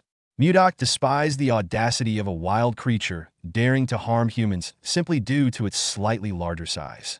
To him, this was an unimaginable transgression. These sky flies needed to learn their boundaries. Seol Mudok unleashed his creativity and went all out, taking on these insects with a burst of energy. His incredible speed and unmatched skill with a blade set him apart from the rest. His method effortlessly preserved numerous creatures simultaneously through the process of freeze-drying. After gracefully wielding his blade, a mesmerizing ice sculpture of flies materialized before their eyes. Finally, he showcased the grand finale of his magnificent white ice palm, a breathtaking display of ice and snow that resembled a dazzling fireworks show. This should be more than sufficient effort for those insignificant pests. The foreigners were amazed by the incredible abilities of this unique individual. It was truly unimaginable that someone could accomplish such a feat after resolving the issues with the bugs. Seol Mudok shifted his attention to the visitors from another country. A senior gentleman approached him, appearing to introduce himself in a courteous manner, but due to the language barrier, it was challenging to comprehend his words. The elderly gentleman graciously expressed his gratitude to Seol Mudok for successfully eliminating the creatures that had assaulted the caravan. Seol Mudok couldn't comprehend the unfamiliar language that the elderly gentleman was using, yet he couldn't help but feel a deep sense of appreciation. He expressed his regret as he struggled to understand the foreigner's words. He attempted to inquire if there was anyone proficient in the language of the Central Plains, but it became evident that no one possessed that skill. To solve this, the elderly gentleman asked for something from the tall, intellectual guy. Mudok persisted in his attempts to communicate with him, but unfortunately, his efforts were met with no success. The elderly gentleman yearned to express his thoughts, yet he found himself unable to even make a single gesture. Handing Mudok the ring in his palm seemed like the most direct approach. As the palace master pondered the purpose of the ring, the old man suddenly emitted a vibrant, radiant glow. With a spark of imagination, he delicately cradled the ring in his hand, infusing it with a spell that would unlock its hidden meanings. To complete the spell, the elderly gentleman struck a pose reminiscent of a magical girl. It was quite an unsettling experience. To say the least, even Mudok would definitely agree with me on this one. Now, he considered the old man to be quite eccentric. The wise elder cleared his throat, and suddenly he spoke a language that Mudok could fully comprehend. I was captivated. The old man had become fluent in the language of the Central Plains thanks to the ring he possessed. Now that they were able to communicate, the elderly gentleman introduced himself again, this time as Edmund Roll, the esteemed leader of the Roll Merchant Association. He wanted to express his appreciation to Mudok for rescuing their modest merchant association. He was curious about the name of their savior and wanted to ask this incredible mystical warrior. Curious and imaginative, Mudok was intrigued by the concept of a magic swordsman and willingly shared his name. Edmund was completely taken aback by the surprising news. Can you believe this person doesn't even know what a magic swordsman is? Mudok is a true master of combining swordsmanship and magic, embodying the essence of a magic swordsman. It's pretty clear my friend Mudok was completely clueless about the concept of magic. Now, Edmund was feeling extremely overwhelmed. This mysterious individual with silver hair had just demonstrated a mesmerizing display of ice manipulation in front of a captivated audience. However, to everyone's surprise, he professed to have no knowledge of the mystical arts. It's quite intriguing, the palace master thought. He despised being left with unanswered questions. Seol Mudok was growing increasingly frustrated as Edmund struggled to articulate these fundamental ideas. If it weren't for Mudok approaching him with ice magic in hand, demanding answers, he might have stood there pondering indefinitely. Edmund was certain that the person they were dealing with was completely insane. The elderly gentleman entered the room since this Mudok individual was unaware. They would simply explain in straightforward language before becoming extremely upset and going on an intense rampage. Ultimately, Edmund had no choice but to provide an explanation for this unfamiliar notion of magic. They chatted until the sun set. Only then did Mudok feel a sense of fulfillment from the new knowledge he acquired. The palace master could never have fathomed the existence of magic in this region of the Central Plains. The world was incredibly expansive. Edmund couldn't help but notice the constant chatter about the Central Plains, even though he had no clue about its location or significance. When he inquired, Mudok felt a slight sense of offense. Why would this elderly gentleman inquire about the location of the Central Plains when we are already standing right on top of it? Mudok inquired. The elderly gentleman seemed to have misplaced his current whereabouts. He was simply inquiring because it seemed quite remarkable to be unaware of the Central Plains while residing in the very heart of it. Edmund dismissed this as nonsense, but he still held great respect for the formidable swordsman with extraordinary powers. He excitedly described their current location as a forest on the way to the capital of Drake Kingdom, Baran. The determined lord was firmly committed to his beliefs. He confidently stated that he had never heard anyone refer to the Central Plains as Drake or whatever. He even claimed that Edmund was losing his mental faculties. Nevertheless, Edmund remained composed and maintained that he was merely 50 years old, with plenty of time before any decline in mental abilities. Instead, he was concerned about Mudok, as he persistently claimed they were in the Central Plains after being rescued. If we are unable to reach a definite conclusion, we could simply inquire with the individual who has been observing us from behind the nearby tree. Edmund was taken aback by Leo's unexpected eavesdropping on their conversation. Mudok asked the young man if they were in the Central Plains or Drake. When Leo did not respond immediately, Mudok gave the kid a stern look. Edmund made it clear that Leo might struggle to comprehend his words, but he assured Mudok that he would provide him with a translation ring. With a simple gesture and a powerful incantation, the world of communication would be unlocked before him. Despite the imprudence of entrusting a valuable artifact to an eccentric individual, Edmund refused to tolerate being dismissed as a feeble-minded elderly person, knowing full well that he was in the right. Mudok followed Edmund's instructions, and the ring quickly began to shine with a radiant light. Astonishingly, an array of intricate symbols in various languages swiftly formed into the accessory, leaving the palace master utterly amazed. After the lights dimmed, the true impact of the ring became apparent. He had developed an exceptional ability to comprehend and interpret unfamiliar languages. This was an incredibly innovative display of magic. Now that he could converse with the foreigners, he inquired about the child's name, and Leo introduced himself shyly. The next question was whether the land they were standing on was the Central Plains, or the kingdom that Edmund was talking about. Leo responded to the question by posing another question. What exactly were the Central Plains? Leo confirmed that they were in a forest on the path to Barhan, the capital of Drake Kingdom. Mudok adamantly rejected that response and accused the child of experiencing cognitive decline. The old man was convinced that Edmund and the child were plotting against him, but he firmly believed that no matter who Mudok asked from the Merchant Association, they would all give the same response. Based on Edmund's passionate reply, it appeared that he was being genuine. It turned out that this wasn't the Central Plains, as Mudok had initially believed. As he pondered the situation, he couldn't help but find the circumstances that brought him here rather peculiar. Recalling a fierce battle with a tempest while aboard the ship, an event unfolded. As he blinked his eyes open, he found himself confined within a small carriage. Wasn't the straightforward explanation for all this nonsense simple? Was it possible that he was transported to a different location? Master Seol Mudok was deeply perplexed and taken aback by the sudden realization that he had somehow traversed through space. Accepting the reality of his current location on Drake Kingdom soil instead of the Central Plains proved to be quite a challenge. Adding to the already dire situation, a sharp twinge of discomfort surged through his chest. It was a short-lived experience, but it brought a unique kind of discomfort he had never felt before. Mudok tried his best to hide this strange feeling he felt in his dantian just now while Edmund, the businessman, came over to ask if he was starting to believe now. He reckoned that this energy, which was different from anything he had ever experienced, might have caused the sharp internal pain. Well, whatever it was that was lingering in the atmosphere and agitating his core, one thing was for sure, something was not right in this place. Mudok stood up and took off without saying another word to the caravan. They tried to ask him what was up, but he did not reply and just walked off with a grim expression. He needed to check something for himself. He scoured the woods while trying to attune to the energy in nature, and this confirmed that everything felt different from what he was used to. Mudok could sense pure energy swirling around in the air, confirming that this place was definitely different from the Central Plains. Maybe the woods were a little too restrictive, so the palace master decided to use a boulder as his launch pad into the air. Using his superhuman bounce, he took to the skies. He stayed up there for a bit while filtering everything he was sensing and comparing the atmosphere to the one he was accustomed to. Mudok then tried to compress pure energy in his hands. The seemingly simple process that he could do in his sleep in the Central Plains was a laborious job in this place. Still, he did not become the strongest man on the continent by giving up, even when put in an unfamiliar position. Mudok's supreme talent enabled him to manifest a complete technique. He had to scream, shout, and pour his all to do so.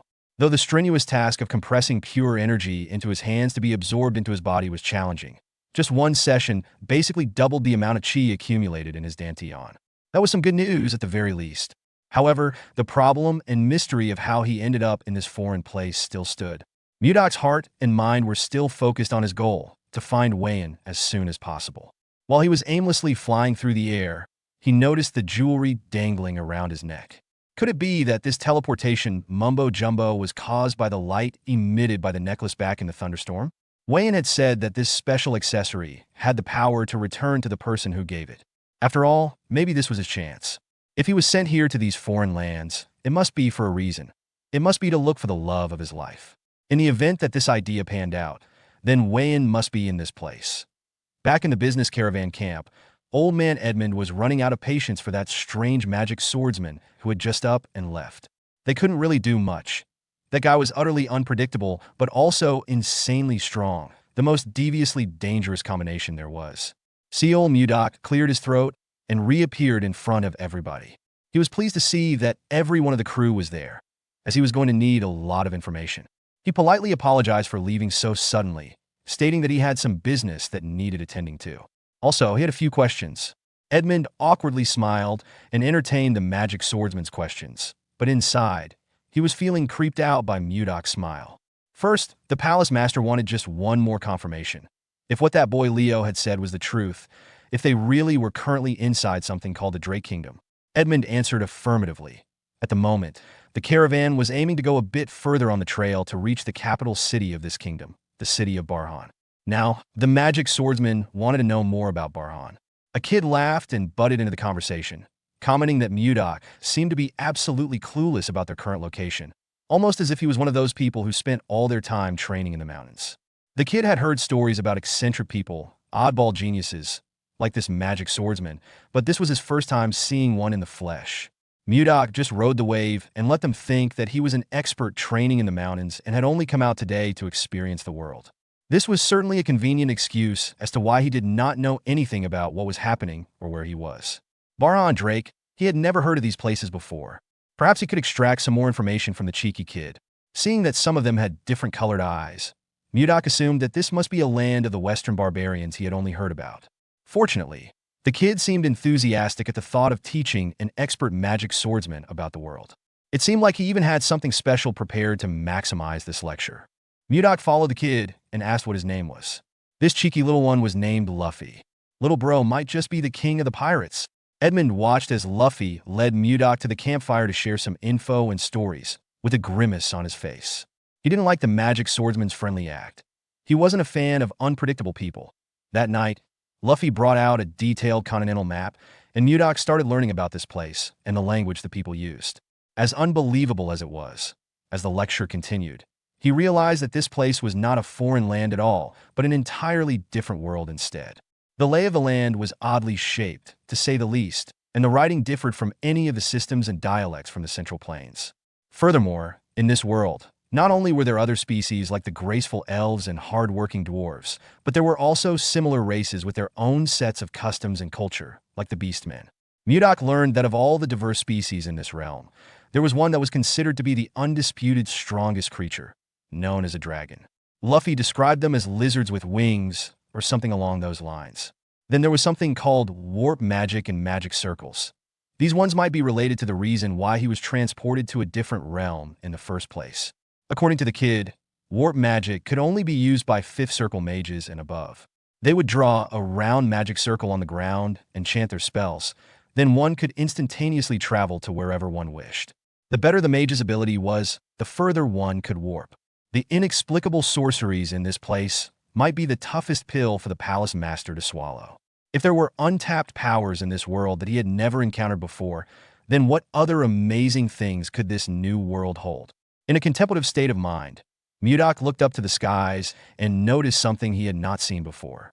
Up in the starry night sky were not one, not two, but 3 whole moons lighting up the evening among the clouds. Now, Mudok was a full-on believer who had somehow warped into a different world. This realm was just way too different from any place in the Central Plains. Maybe he was right in thinking that Wei-In had something to do with these events. Perhaps she really did summon him into this world. While our boy was lost in thought, the people of the caravan were in chaos. The scholarly man was yelling at someone named Savina to stop what she was trying to do. Mudok turned his gaze towards the commotion, maintaining a high sense of vigilance. He couldn't see what was happening, but from the emotionally charged noise alone, he could tell that something serious was happening at the campfire. The blonde young lady looked like she was enraged by something. She was yelling at everyone while thick and unnatural discolored veins popped up along her neck. Blondie was holding a little girl hostage with a knife in her right hand. She warned everyone to maintain their distance and not get any closer, swearing that she would kill everyone in sight. The scholarly man tried to plead with Savina to calm down and promised that when they reached the capital, they would be able to heal her sickness, as there were many capable magicians in the capital. Emma would even call in a few favors too. Savina just needed to let go of the scared little girl, Annie. Savina didn't buy a word that the scholarly Charles was saying. She wasn't a fool. Even if they reached the capital on time, healers were rare. If they managed to find one, the astronomical cost of their services would be impossible to afford. There was an assassin bug's egg lodged deep in her heart, and it could hatch into a larvae at any moment, killing her. No one could deal with this problem. Charles wanted to refute what she was saying, but Savina was right. It was highly likely that she would helplessly die soon when the egg hatched into a larvae. It wouldn't just tear her apart. The same would also happen to Annie, who was exposed to the eggs at the same time. She was in the fight earlier. Savina thought that the only humane way to go was to die before the disgusting hatching began, while they were still in one piece and lucid. But the mysterious magic swordsman might have a few words to say to the young lady. Now that Mudok had a rough idea of the overarching situation, he reached his hand out while it emanated the essence of frost. No one saw him move. They just heard his voice, and suddenly Savina's dagger aimed at the child's neck was now in his hand. Mudok offered to treat her. In exchange, Savina was scared, confused, and paralyzed. Mudok just instructed her to come and sit down for a minute, as the treatment must be done soon. Edmund interjected, asking if Sir Magic Swordsman was also well-versed in the art of healing magic. Mudok admitted that he was wholly unfamiliar with the concept of magic, as he only knew a few healing techniques passed down from where he was originally from. When Mudok told Edmund and Charles to calm down for now, they felt a huge weight lifted from their shoulders. The old man came up to him and started begging for the children to be saved. He didn't have much to give as payment, but he would gladly repay the magic swordsman with all his heart. That just creeped Mudok out. He was already going to heal the kids without all the weird offerings old man Edmund proposed. He announced that he would begin the treatment, so everyone should step back a little bit. Edmund led his people to follow the magic swordsman's instructions to back off while Mudok walked closer to his patients. He assured Savina and Annie that there was no need to be so tense, as the treatment wouldn't take long to finish. All the girls had to do was close their eyes, relax, and believe in the expert's technique. Mudok started manipulating their internal energy, which seemed to cause minimal discomfort. The bug's eggs should be near their hearts, so the focus of this operation was quite sensitive. Using just his palm and his ability to sense inner energy, Mudok tried to locate the bug eggs diligently. Upon sensing some suspicious foreign material inside the girls' hearts, he stopped and his eyes widened. He had finally found it, the root cause of what made Savina act all crazy. Their hearts were under a lot of stress while the bug eggs rapidly maturing. In a tense atmosphere, everyone watches as Mudok prepares to treat Savina and Annie, who are suffering from the effects of bug eggs lodged in their hearts. Fortunately, the eggs have not yet hatched. Mudok contemplates whether he can control his energy to burn the eggs without harming the girls' hearts. As he concentrates, his hand begins to shine, and he channels his powers into their bodies. When his energy reaches inside their hearts, both girls start to glow and pant heavily from the strain of the treatment. After a moment, Mudok stands up and confidently declares that the procedure is complete. The girls are astonished, questioning if he is serious.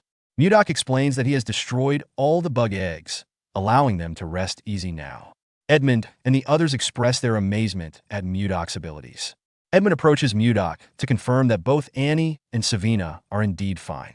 Leo, curious about the outcome, asks if it is all over now. Mudok reassures them, stating that there will be no side effects from the procedure. Savina expresses her gratitude, calling him a savior, and everyone bows in appreciation. As admiration for Mudok grows, especially from Luffy, he steps onto a nearby cliff and sits down under a tree. Feeling the weight of the day, he touches his necklace, feeling a deeper longing for Wayan. He gazes up at the 3 moons in the sky, wishing for a reunion. The next morning, carriages make their way toward the kingdom, with Edmund leading the exhausted group. He complains about the scorching weather. Luffy offers him some water, to which Mudok gratefully responds. Observing the water's warm temperature, Mudok decides to cool it down by releasing a bit of cold energy. After some effort, he manages to make the water colder and drinks it eagerly. Luffy comments on the intense heat of the day and checks in on Mudok, asking if he's doing all right. Mudok replies that he's managing, saying it's better than before. Luffy then notices a strange sound coming from his water bottle. Mudok, with a playful gesture, touches Luffy's face with the bottle, surprising him by revealing that it's cold. Astonished, Luffy asks why the bottle is so cold. Mudok advises him to drink it, and Luffy begins to gulp down the chilled water.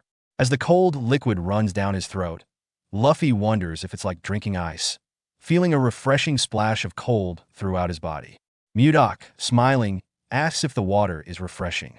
Luffy, delighted by the experience, asks if Mudok could also freeze his own water bottle, his eyes sparkling with excitement. Mudok, having appreciated Luffy's help earlier, agrees to his request.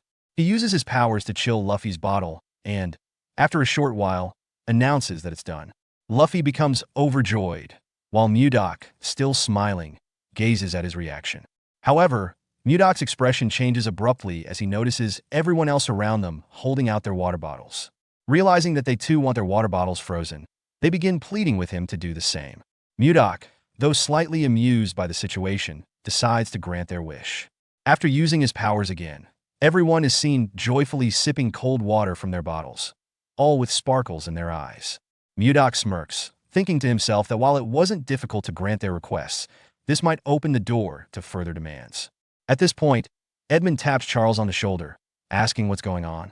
Charles turns around to find Edmund behind him, who is also confused and asks someone to explain the situation. Luffy informs Edmund that the magic swordsman Mudok made him some ice water, and the others saw it too. Surprised, Edmund asks what ice water Luffy is referring to. Sweating profusely from the heat, Edmund hurries over to Mudok, who notices his condition and asks what's wrong. Without hesitation, Edmund sits in front of him, takes out his own water bottle, and requests some ice water as well.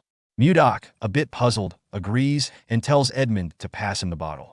As Mudok cools the water, he reflects that staying with the caravan to learn more about this place could be beneficial, especially now that he has solved the language barrier. Offering ice water seems like a simple enough task. After a moment, Edmund starts gulping the chilled water, thanking Mudok. But soon, Edmund begins to feel something strange and questions Mudok on how he created the ice.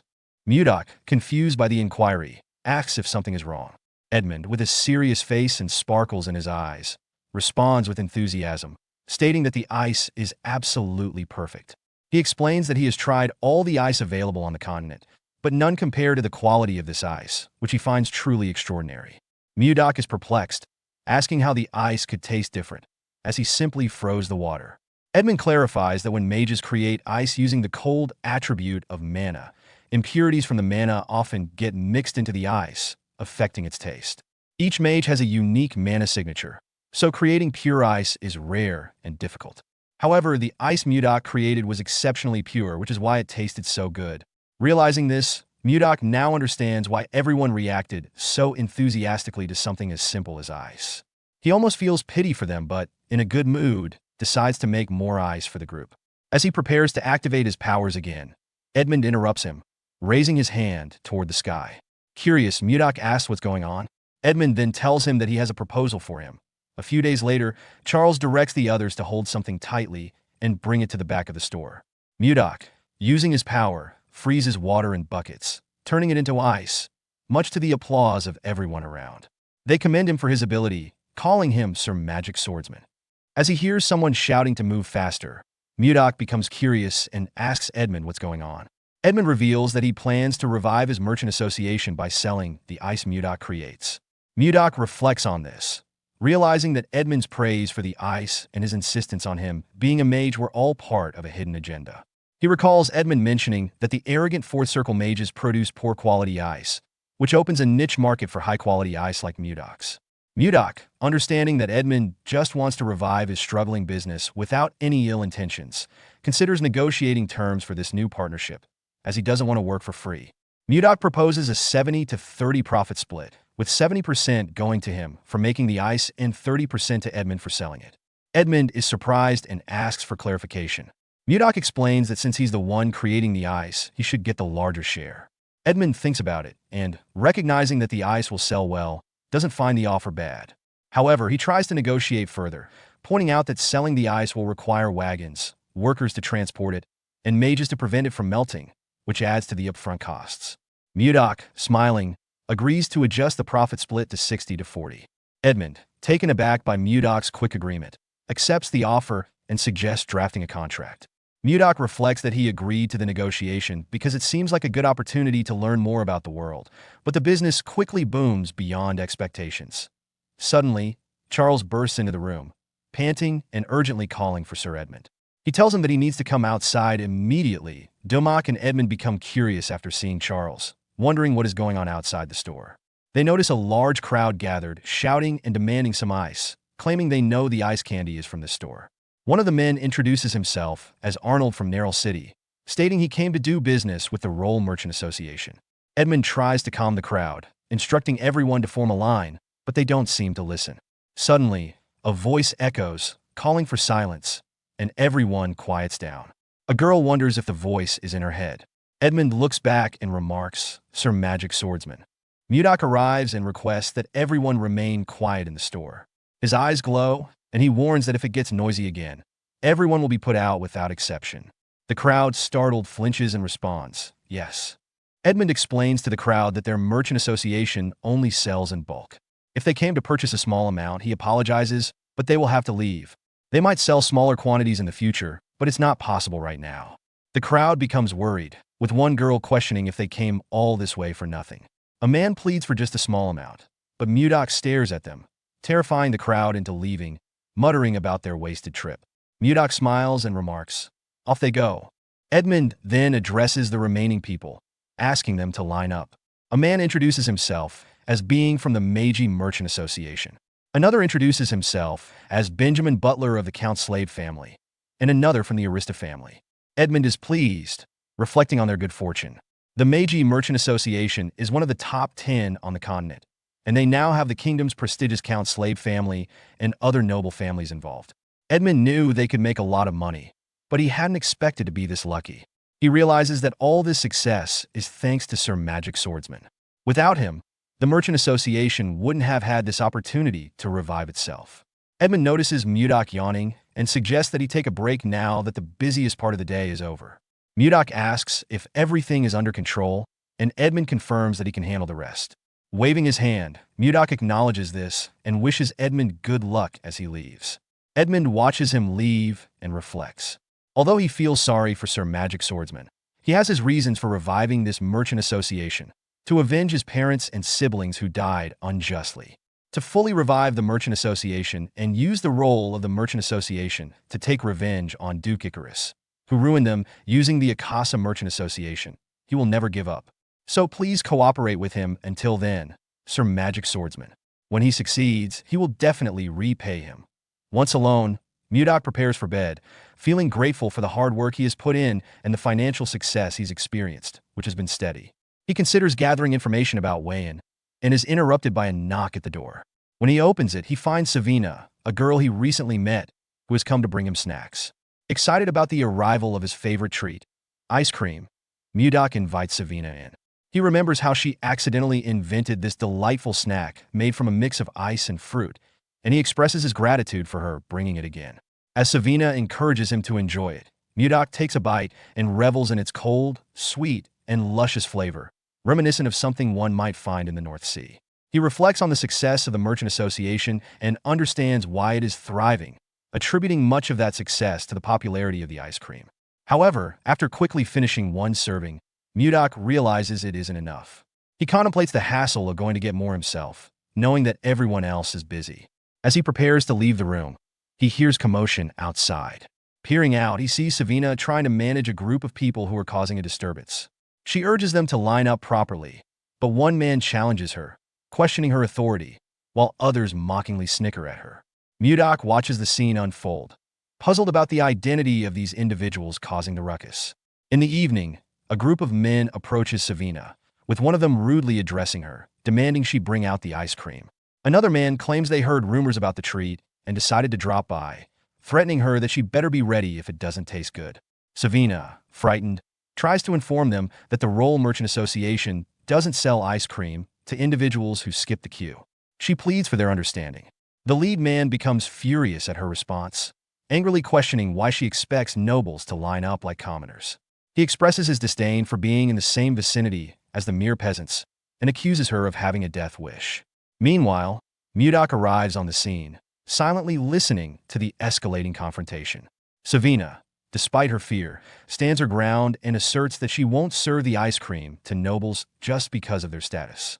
The angry man interprets her response as defiance and threatens her, suggesting she might regret her stance. Savina remains confident, thinking that even if things go awry, Mudok will come to her aid. As the tension heightens, the man draws his sword, threatening Savina. She stands firm, but the man warns her that she's provoking danger.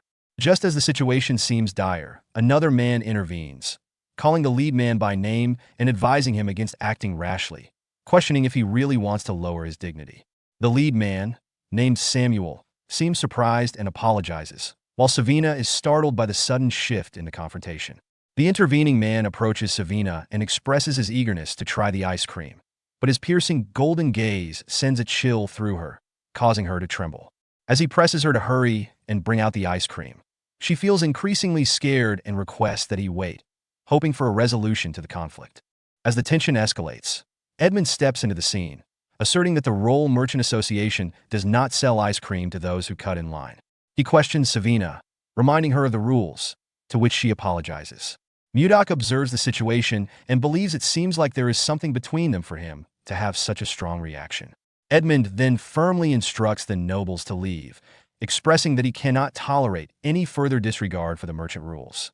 Samuel, one of the nobles, becomes enraged at this perceived insult, declaring it outrageous for Edmund to challenge a noble's authority.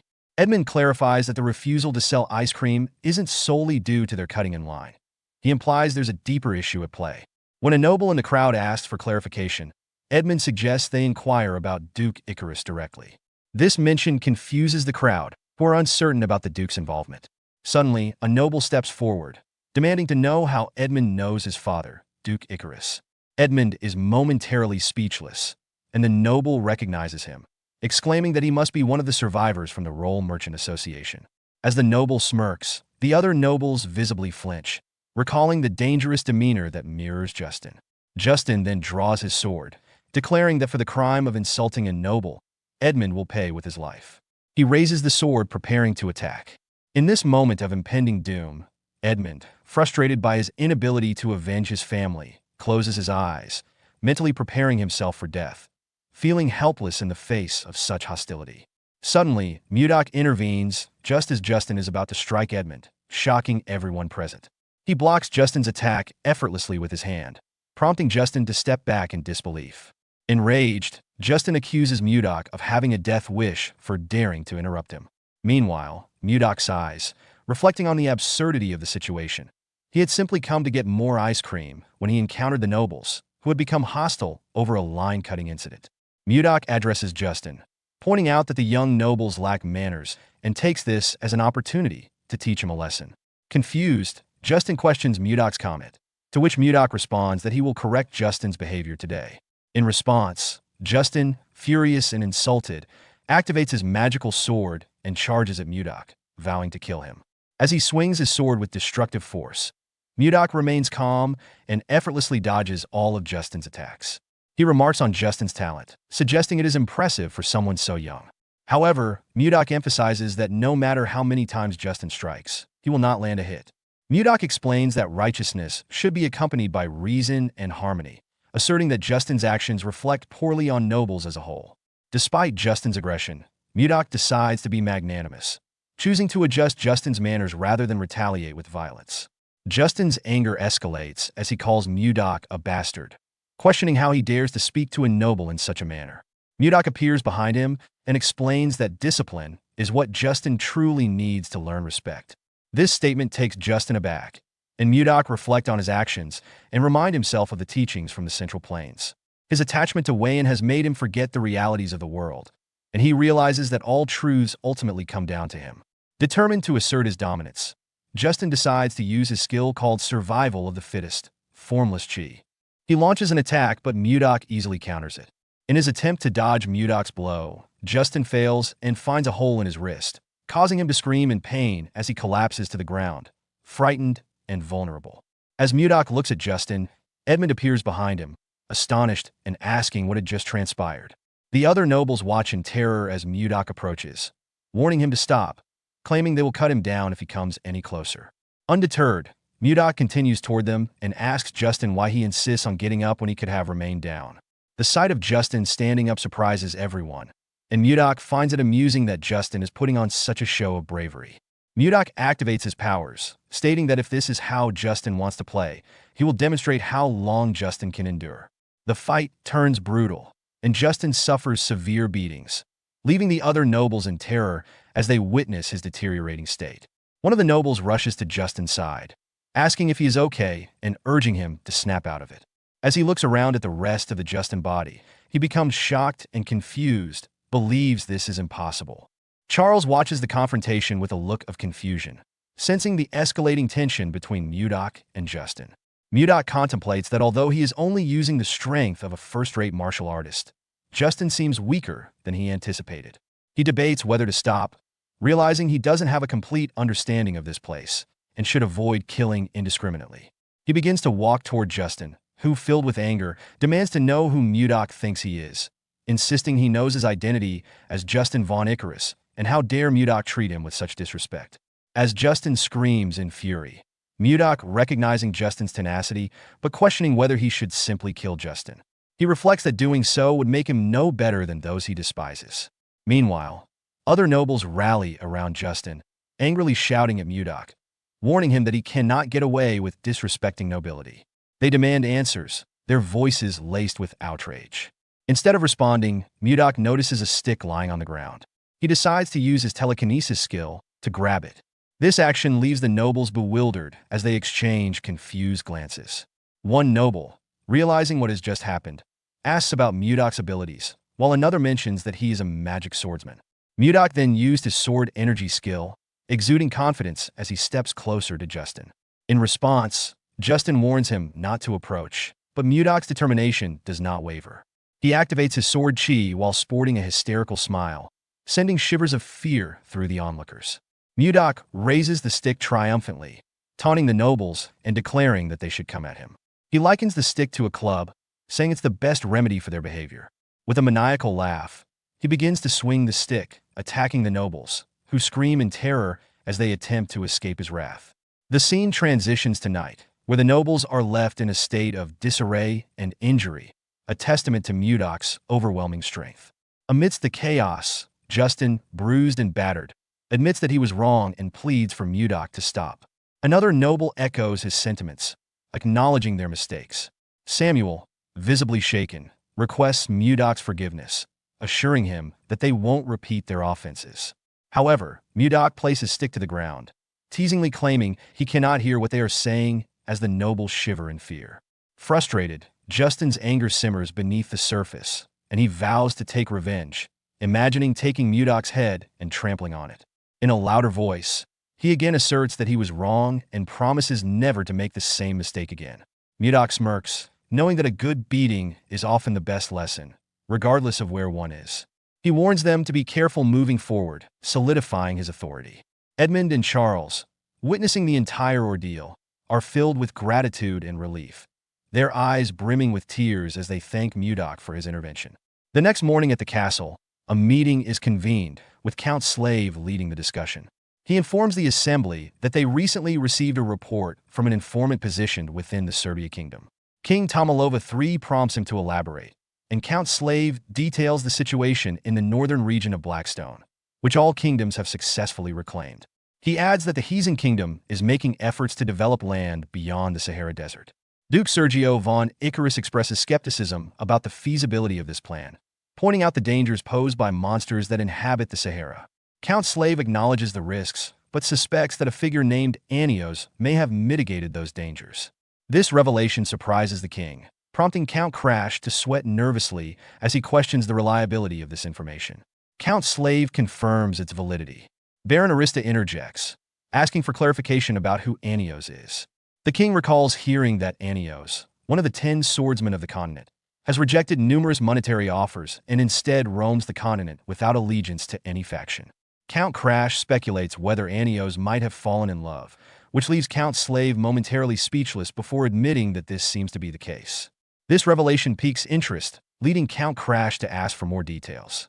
The king, intrigued, inquires who the object of Anios' affections is. Count Slave reveals that it is a familiar figure to them, the younger sister of the current king of Hazen, Princess Daphrin. The king reacts with amusement, chuckling at the notion that King Laird II, known for his protective nature towards his sister, would have given her away. He comments on how the sly king of Hazen is finally revealing his true colors. The king concludes that if this is true, then the Hazen kingdom now boasts 2 swordmasters, enhancing its power and influence in the region. Count Slave agrees with the king's assessment that the Hazen kingdom is likely to attempt territorial expansion, a goal they have consistently struggled to achieve since the reign of King Laird II. The king highlights the dynamics in the region. To the east, the Hazen kingdom is expanding. To the south, the commercial Serbia kingdom is developing its lands. And across the Western Sea, the Jeva Empire is also making territorial gains. Recognizing the urgency of the situation, he asks the council for their opinions on how they should respond. Duke Icarus suggests that it may be beneficial for their kingdom to pursue territorial expansion as well. The king, however, counters this by pointing out that they lack suitable land for such an endeavor and questions whether Icarus is proposing they cross the Laser Mountains to the north. The Duke confirms this, arguing that they have no other viable options.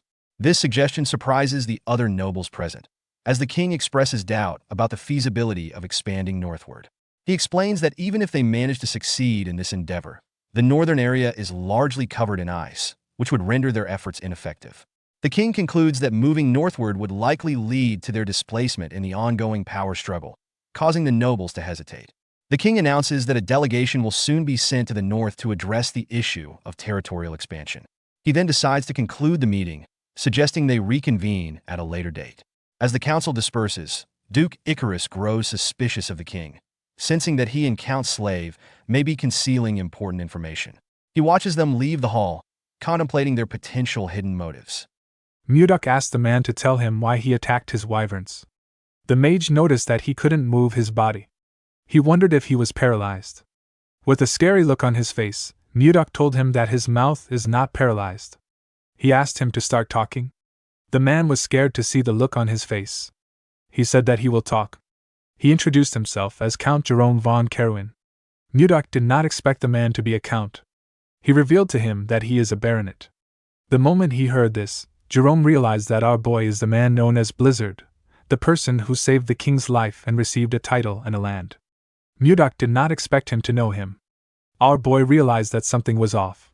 He asked Jerome if he is the former lord who was appointed here and got kicked out by the people. The count told him that he has his circumstances. Mudok told him that it is none of his business. He pulled Jerome closer and told him that he has been talking to him freely for a while. The mage told him that he is now aware of his identity, and he knows that they are on the same side. Mudok did not respond to him. Jerome asked him if he said something wrong. Our boy grabbed his head and told him that he is wrong. The man screamed out in pain. Mudok told him that he does not care about equality. He reminded him that he failed to fulfill his responsibility. He told him that he should have turned down the title.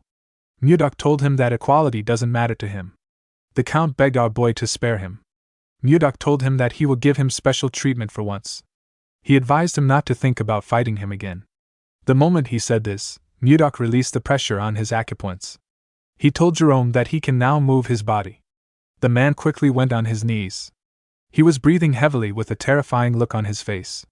Mudok told him that he will seriously kill him if he says anything stupid. Jerome assured him that he won't do anything like that. Our boy pointed at his wyverns and asked Jerome to heal them. He told him that he can come out after healing them. Jerome was surprised to hear that he had to heal them. Mudok told him that he is excellent in judging people. He told Jerome that he has a lot of guts to use magic in front of the Lord. He asked him to do his best. The moment he said this, he turned around. Jerome tried to stop him, but our boy simply left him there. The count fell to the ground. He realized that something was seriously wrong. In the next scene, we see Mudok and Jerome in a tent. Our boy told the man that he wants him to send a letter to the king. Jerome was surprised to hear this. Mudok asked him about why he is so surprised. He asked him if it is really difficult to send a letter to the king. Jerome told him that the letter isn't the problem. He reminded Mudok that he asked him to send a letter asking for tax exemption. Our boy explained to him that he needs it because the people are doing their best to make a living and they don't have a lot to spare. Jerome revealed to Mudok that the other nobles will be against it. Our boy asked him about why they will be against it. Jerome said that it will seem unfair from the nobles' perspective. If this bill is passed, the nobles will threaten the king by telling him that they won't pay tax either, because their circumstances are also as bad as Mudok's own. Jerome told our boy that the king will refuse his request, no matter how much he favors him. Upon hearing this, Mudok became more certain that the nobles are the problem of the kingdom, and Duke Icarus is the one controlling them. He asked Jerome to suspend the idea. The Count was relieved to hear this. Mudok moved close to him and shared another idea with him. Jerome was surprised to hear his idea. He asked Mudok if this is possible.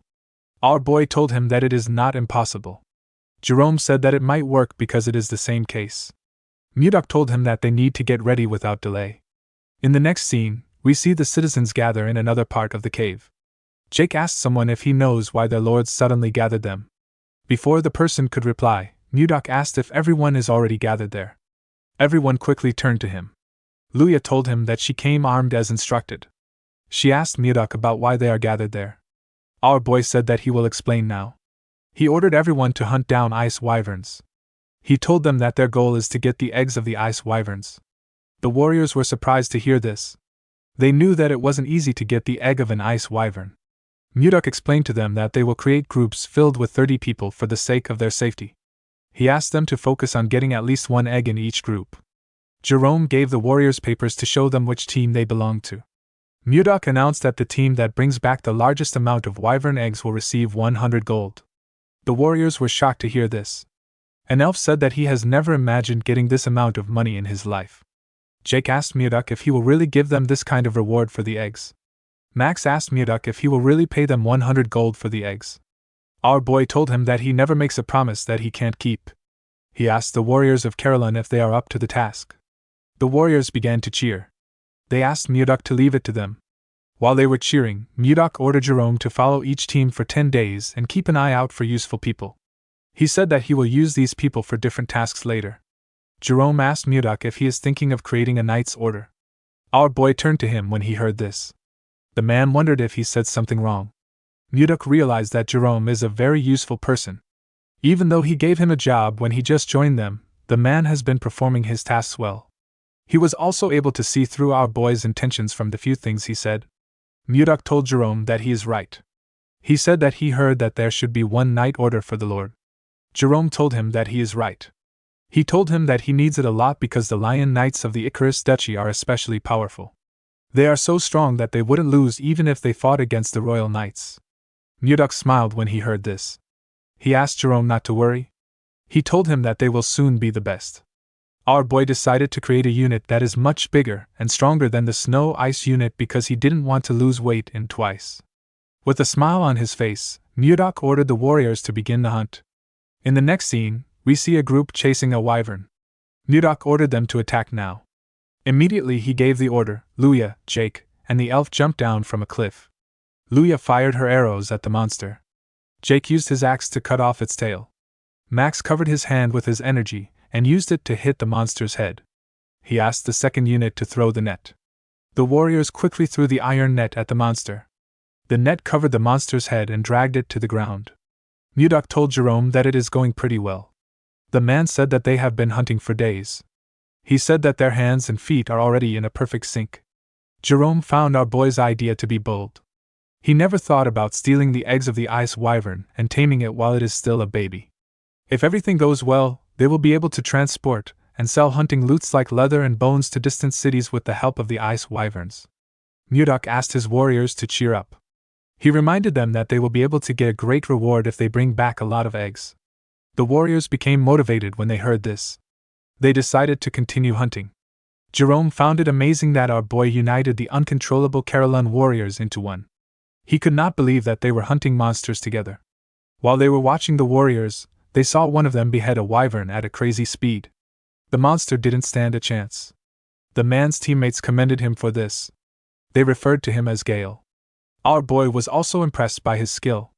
He asked Jerome about who the man is. Jerome opened his book to see his name. He told Mudok that the man is known as Stuart Gale. Mudok believed that the man is famous since he has a nickname. Jerome told him that he is correct. He said that Stuart is the hero of the commoners. He raids evil noble houses and gives the raid loot to the poor. Mudok asked Jerome to tell him why a guy like this is here. Jerome revealed to him that Stuart was once caught in a trap. He was imprisoned, but he escaped from the prison and wandered all the way here. Mudok could tell that the man was a decent person from the way he interacted with the locals. He asked Jerome to report back to him if he finds anyone else who escaped from prison besides Gale. He told him that they might find another useful person. The man could not believe that his work had increased again. In the next scene, we see Mudok addressing the warriors in the cave. He commended them on their efforts in hunting the ice wyverns. He said that they have collected enough wyvern eggs. He assured them that he will give them the rewards he promised. The warriors began to cheer when they heard this. Max raised his hand to ask Mudok a question. Our boy asked him if something is wrong. The man said that he would like to know why he ordered them to get the wyvern eggs. Mudok realized that everyone was probably wondering why he asked them to gather wyvern eggs. He reminded them that ice wyverns recognize the first thing they see when they hatch as their mother. He said that he wants to tame the monsters using this method. He revealed to the warriors that he plans to use the tamed ice wyverns as transportation. The loaded wyverns will transport their goods to each country. Someone asked Mudok about which goods they will be selling. Our boy said that the first thing he can think of is leather. With a smile on his face, Mudok told them that their main product will be the Ice Ogre tribe. Max and the other warriors were shocked to hear this. Max asked his lord if he is planning to kill them. Luya said that she is not yet ready to die. Mudok ordered his warriors to calm themselves. They quickly closed their mouths.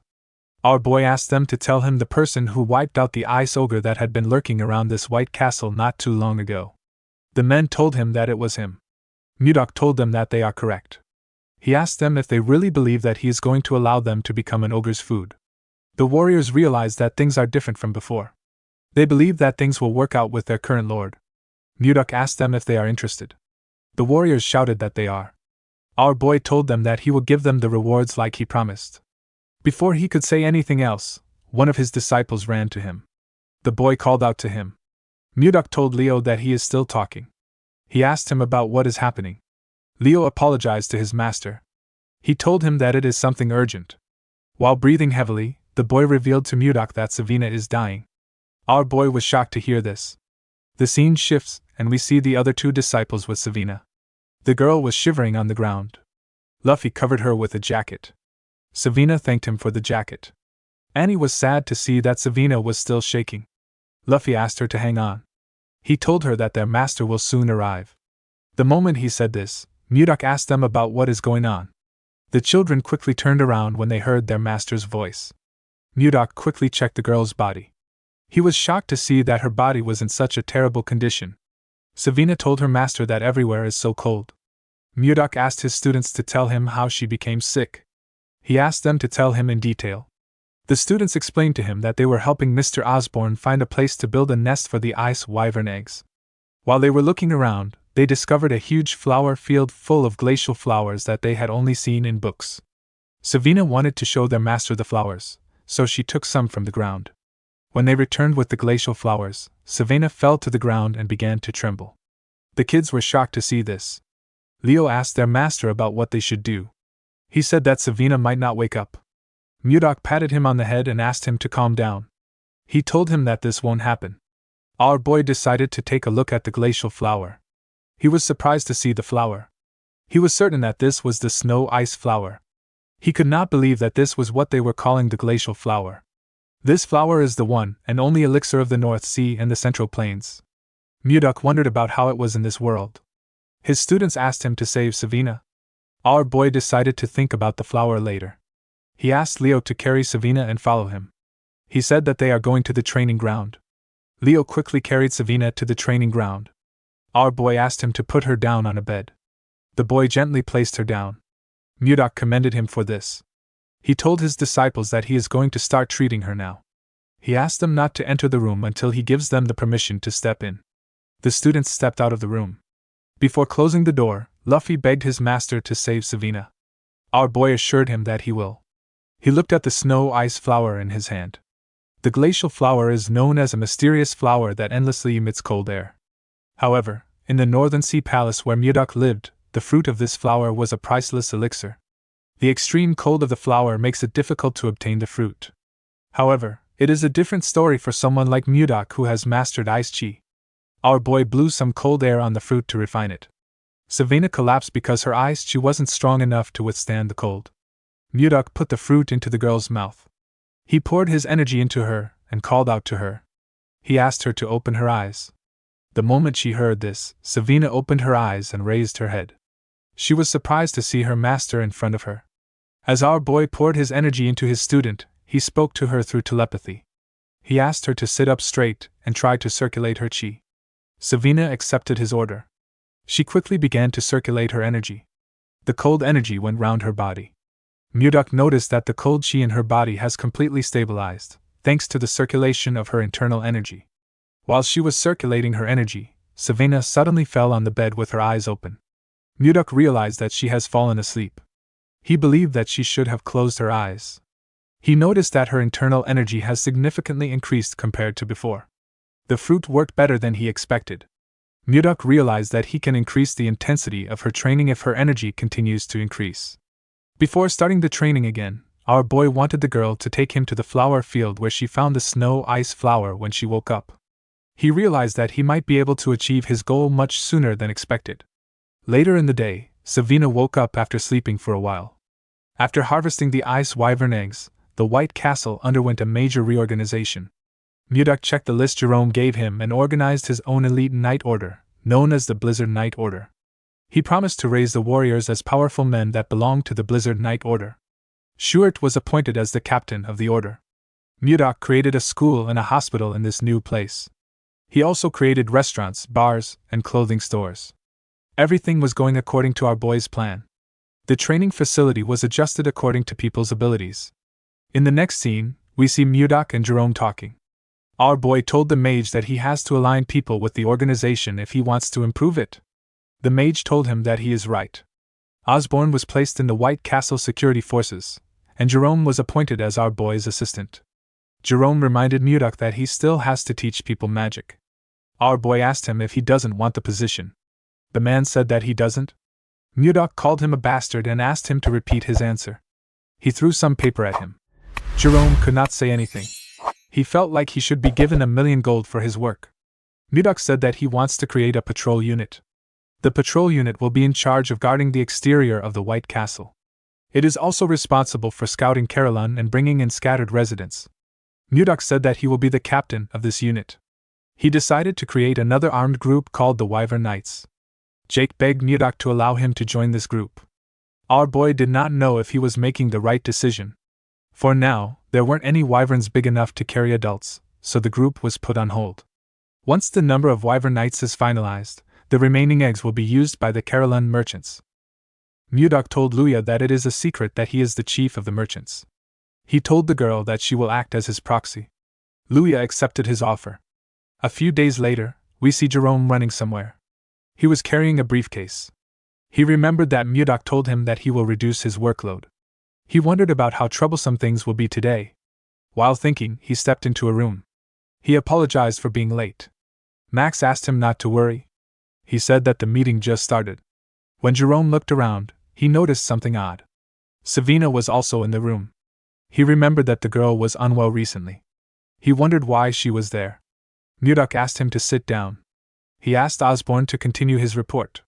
Osborne said that the security unit hasn't been around for a long time, and yet they have already locked up 20 people in prison. The problem is that more than half of these people are fugitives who came from outside. Max stood up and told his lord that these people are criminals. He asked Mudok to keep them locked up so that they don't cause any trouble. Mudok asked him if they should start by locking him up. He reminded the man that he is the main culprit of the rebellion that drove out the former leaders like Jerome. Max said that this is different. He said that it was self-defense to protect Carolyn from the central nobles. Mudok asked him if he considers his actions as a noble struggle and Schuert's actions as petty theft. Max realized that he was being irrational. He apologized to Schuert for his actions. The man asked Max to not forget what causes the suffering of the commoners. He told him that they will discuss this later since they are in a meeting. Mudok did not expect Max to be so narrow-minded. He asked the others if they have another opinion to share. Savina asked him if she can share her opinion. Our boy asked her to go ahead. Savina told Mudok that the villagers must have a terrible view of fugitives for Max to react like this. Our boy agreed with her. The girl reminded him that they have to start ogre hunting tomorrow. Mudok asked her about what this has to do with anything. Savina suggested that they put the prisoners at the forefront of the hunt. Everyone was shocked to hear this. Mudok actually liked the idea. He asked Savina to keep talking. In the next scene, we see an ogre screaming in the forest. A man with some bandages on his face informed Shuert that they could have lost the ogre. This man is Lenin. He is a grade 1 escapee. There was a huge man holding an axe behind Shuert. This man is Gregor. He is also a grade 1 escapee. Shuert ordered the men to attack the ogre. Once they get far enough, he asked them to erase the monster's tracks and attack it. The men accepted his order. While the ogre was looking around, Gregor and Lenin charged at it from behind. They landed their attacks on the monster's back. The ogre screamed out in pain. It quickly turned around. Gregor asked Lenin to watch out. He told him that a counterattack is coming. The monster swung its huge club at Lenin. The man was surprised to see its club coming towards him. He realized that it was too late for him to dodge. Before the club could hit him, Shuert charged at the monster. He ordered Lenin to get down. Lenin quickly bent his head to dodge the attack. Shuert used the opportunity to land multiple attacks on the ogre. The monster screamed out in pain. While it was screaming, Shuert and the others charged at it. They used their weapons to tear the ogre apart. The scene shifts, and we are taken back to the time that Savina suggested that they put the escapees at the forefront of the hunt. Mudok really liked her idea. Osborne asked her if she wants to send them to the front lines and get rid of them. He told her that her plan is very extreme. Savina shook her head. She explained to the man that it will be much more humane than locking them up in prison. She reminded him that her master is going to join them. She told Osborne that her master is not someone who discards manpower so easily. With a smile on her face, Savina told the men that people's perceptions of the escapees will start to change once they fight with them. The scene shifts, and we are taken back to the present. We see the rest of the group arrive to the hunt.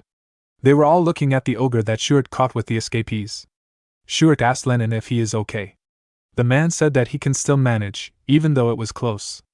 With a smile on his face, a man told the captain that Lenin is bluffing again.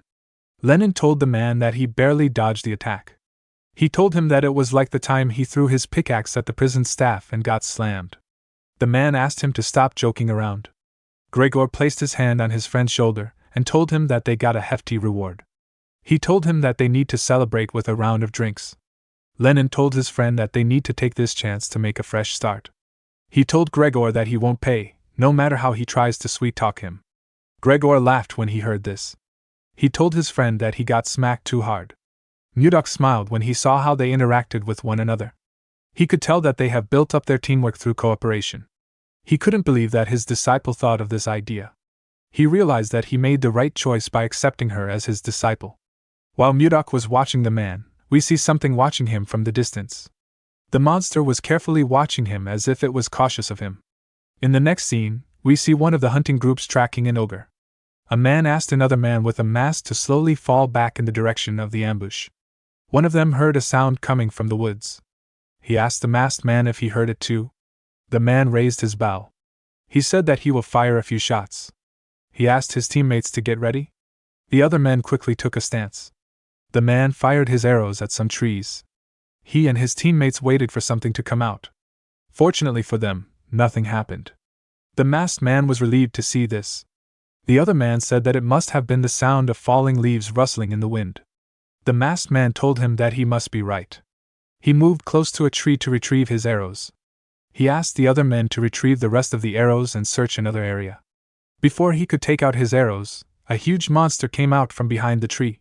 The men were terrified to see the monster. The scene shifts and we see Mudok outside with Jerome. He informed Osborne that the residents are no longer afraid of ice ogres. Osborne told him that they are all ready to hunt. Jerome told our boy that it is all thanks to his leadership. While looking at the corpse of an ogre, Mudok ordered Jerome to make sure that no one moves ahead without orders. Jerome accepted his orders. Mudok asked him if the conditions of the other monsters is still being investigated. Jerome told him that there is still more data that needs to be organized. While they were talking, we see one of the men that encountered the monster talking to Osborne. The man was using a stick to support himself. He informed Osborne about what happened. Osborne asked him if the men are unharmed. The man informed him that the men are not dead. They were simply injured. They are currently being treated at the infirmary. Mudok asked Osborne if something is wrong. The man revealed to him that something serious has happened. He explained to our boy that a new monster has appeared and it is different from the ice ogres. Our boy was surprised to hear this. The wounded man explained to Mudok that two of their members who went to investigate monster activities were attacked by the monster. Mudok asked the man if he is certain that it wasn't an ogre. The man assured him that it was a different species. Our boy asked him to describe it. The man told him that the monster's body was covered in white fur, and it was incredibly huge. It was over 3 meters tall. He told Mudok that ogres are stupid. This monster was way more intelligent than them. While the man was talking, something screamed in the forest. Mudok immediately told Jerome that the hunt is over. Jerome asked his master if he plans on going by himself. Our boy told him that he has to do it himself. He asked Jerome and Osborne to follow him once the area is secure. The men accepted his order. Mudok ran into the forest at a crazy speed. He realized that he knew this monster that the man described. He was certain that he had heard an explanation from Edmund before. He remembered the time Edmund asked him if he was a Yeti. While Mudok was running, he activated a skill known as Mind's Eye and used it to scan the forest. He quickly found the monster he was looking for. Our boy landed on a tree. He took out his sword and charged at the monster. The monster became terrified when it sensed someone coming towards him. He quickly raised his hand to block our boy's attack. He was able to block it with his thick fur. Mudok was barely able to cut him. He noticed that his attack bounced right off the monster. He could tell that his body was very tough. Now that our boy was looking at it, he became certain that this monster is a Yeti. Mudok noticed that the Yeti that was roaring earlier was now frozen stiff like a scared wild cat. Due to the way the monster reacted, our boy realized that it could sense the weight of his martial power. The look in his eyes shows that he is scared. Mudok considered sparing the Yeti out of curiosity, but he couldn't keep someone who harmed his people alive. Our boy raised his sword and asked the monster to be born as a human in his next life. He jumped and charged at the Yeti. The monster was scared to see him coming towards him. He covered his hand with an unknown energy before Mudok could strike him. When Mudok's sword got close to the monster, it destroyed everything around him and cleared the area. Our boy believed that he had won the fight, but he was wrong. When he looked at the ground, he didn't see anything there. He recalled that the Yeti suddenly emitted a light and vanished along with his energy just before it was struck down. Our boy wondered about the kind of magic the Yeti used. He recalled that the light was green. He remembered that he heard something about this from Luffy when he first came to this world. Mages of the 5th circle or higher can use space travel magic called teleportation. Most mages stay at the 1st or the 2nd circle. Mudok understood that the 5th circle must be something between the transformation realm and the profound realm in the cultivation world. He could not believe that a monster covered in white fur used such an extraordinary magic. Of course, this didn't really matter to Mudok. Even if it was spatial movement, our boy could still catch up to it. He turned around and fired his energy in the direction of the monster. He tore through the forest with his ice chi. Unfortunately, the Yeti still escaped. Mudok did not expect a big monster like that to run off like a rat. He could still sense the Yeti's presence nearby. Even though it was teleporting, it couldn't get very far from our boy. Mudok could tell that the monster was about 1.5 kilometers away from him. While looking around, our boy felt something. He carefully placed his leg on a tree. He sensed the cave below. When he arrived at the entrance of the cave, he saw something shocking. He saw a huge library.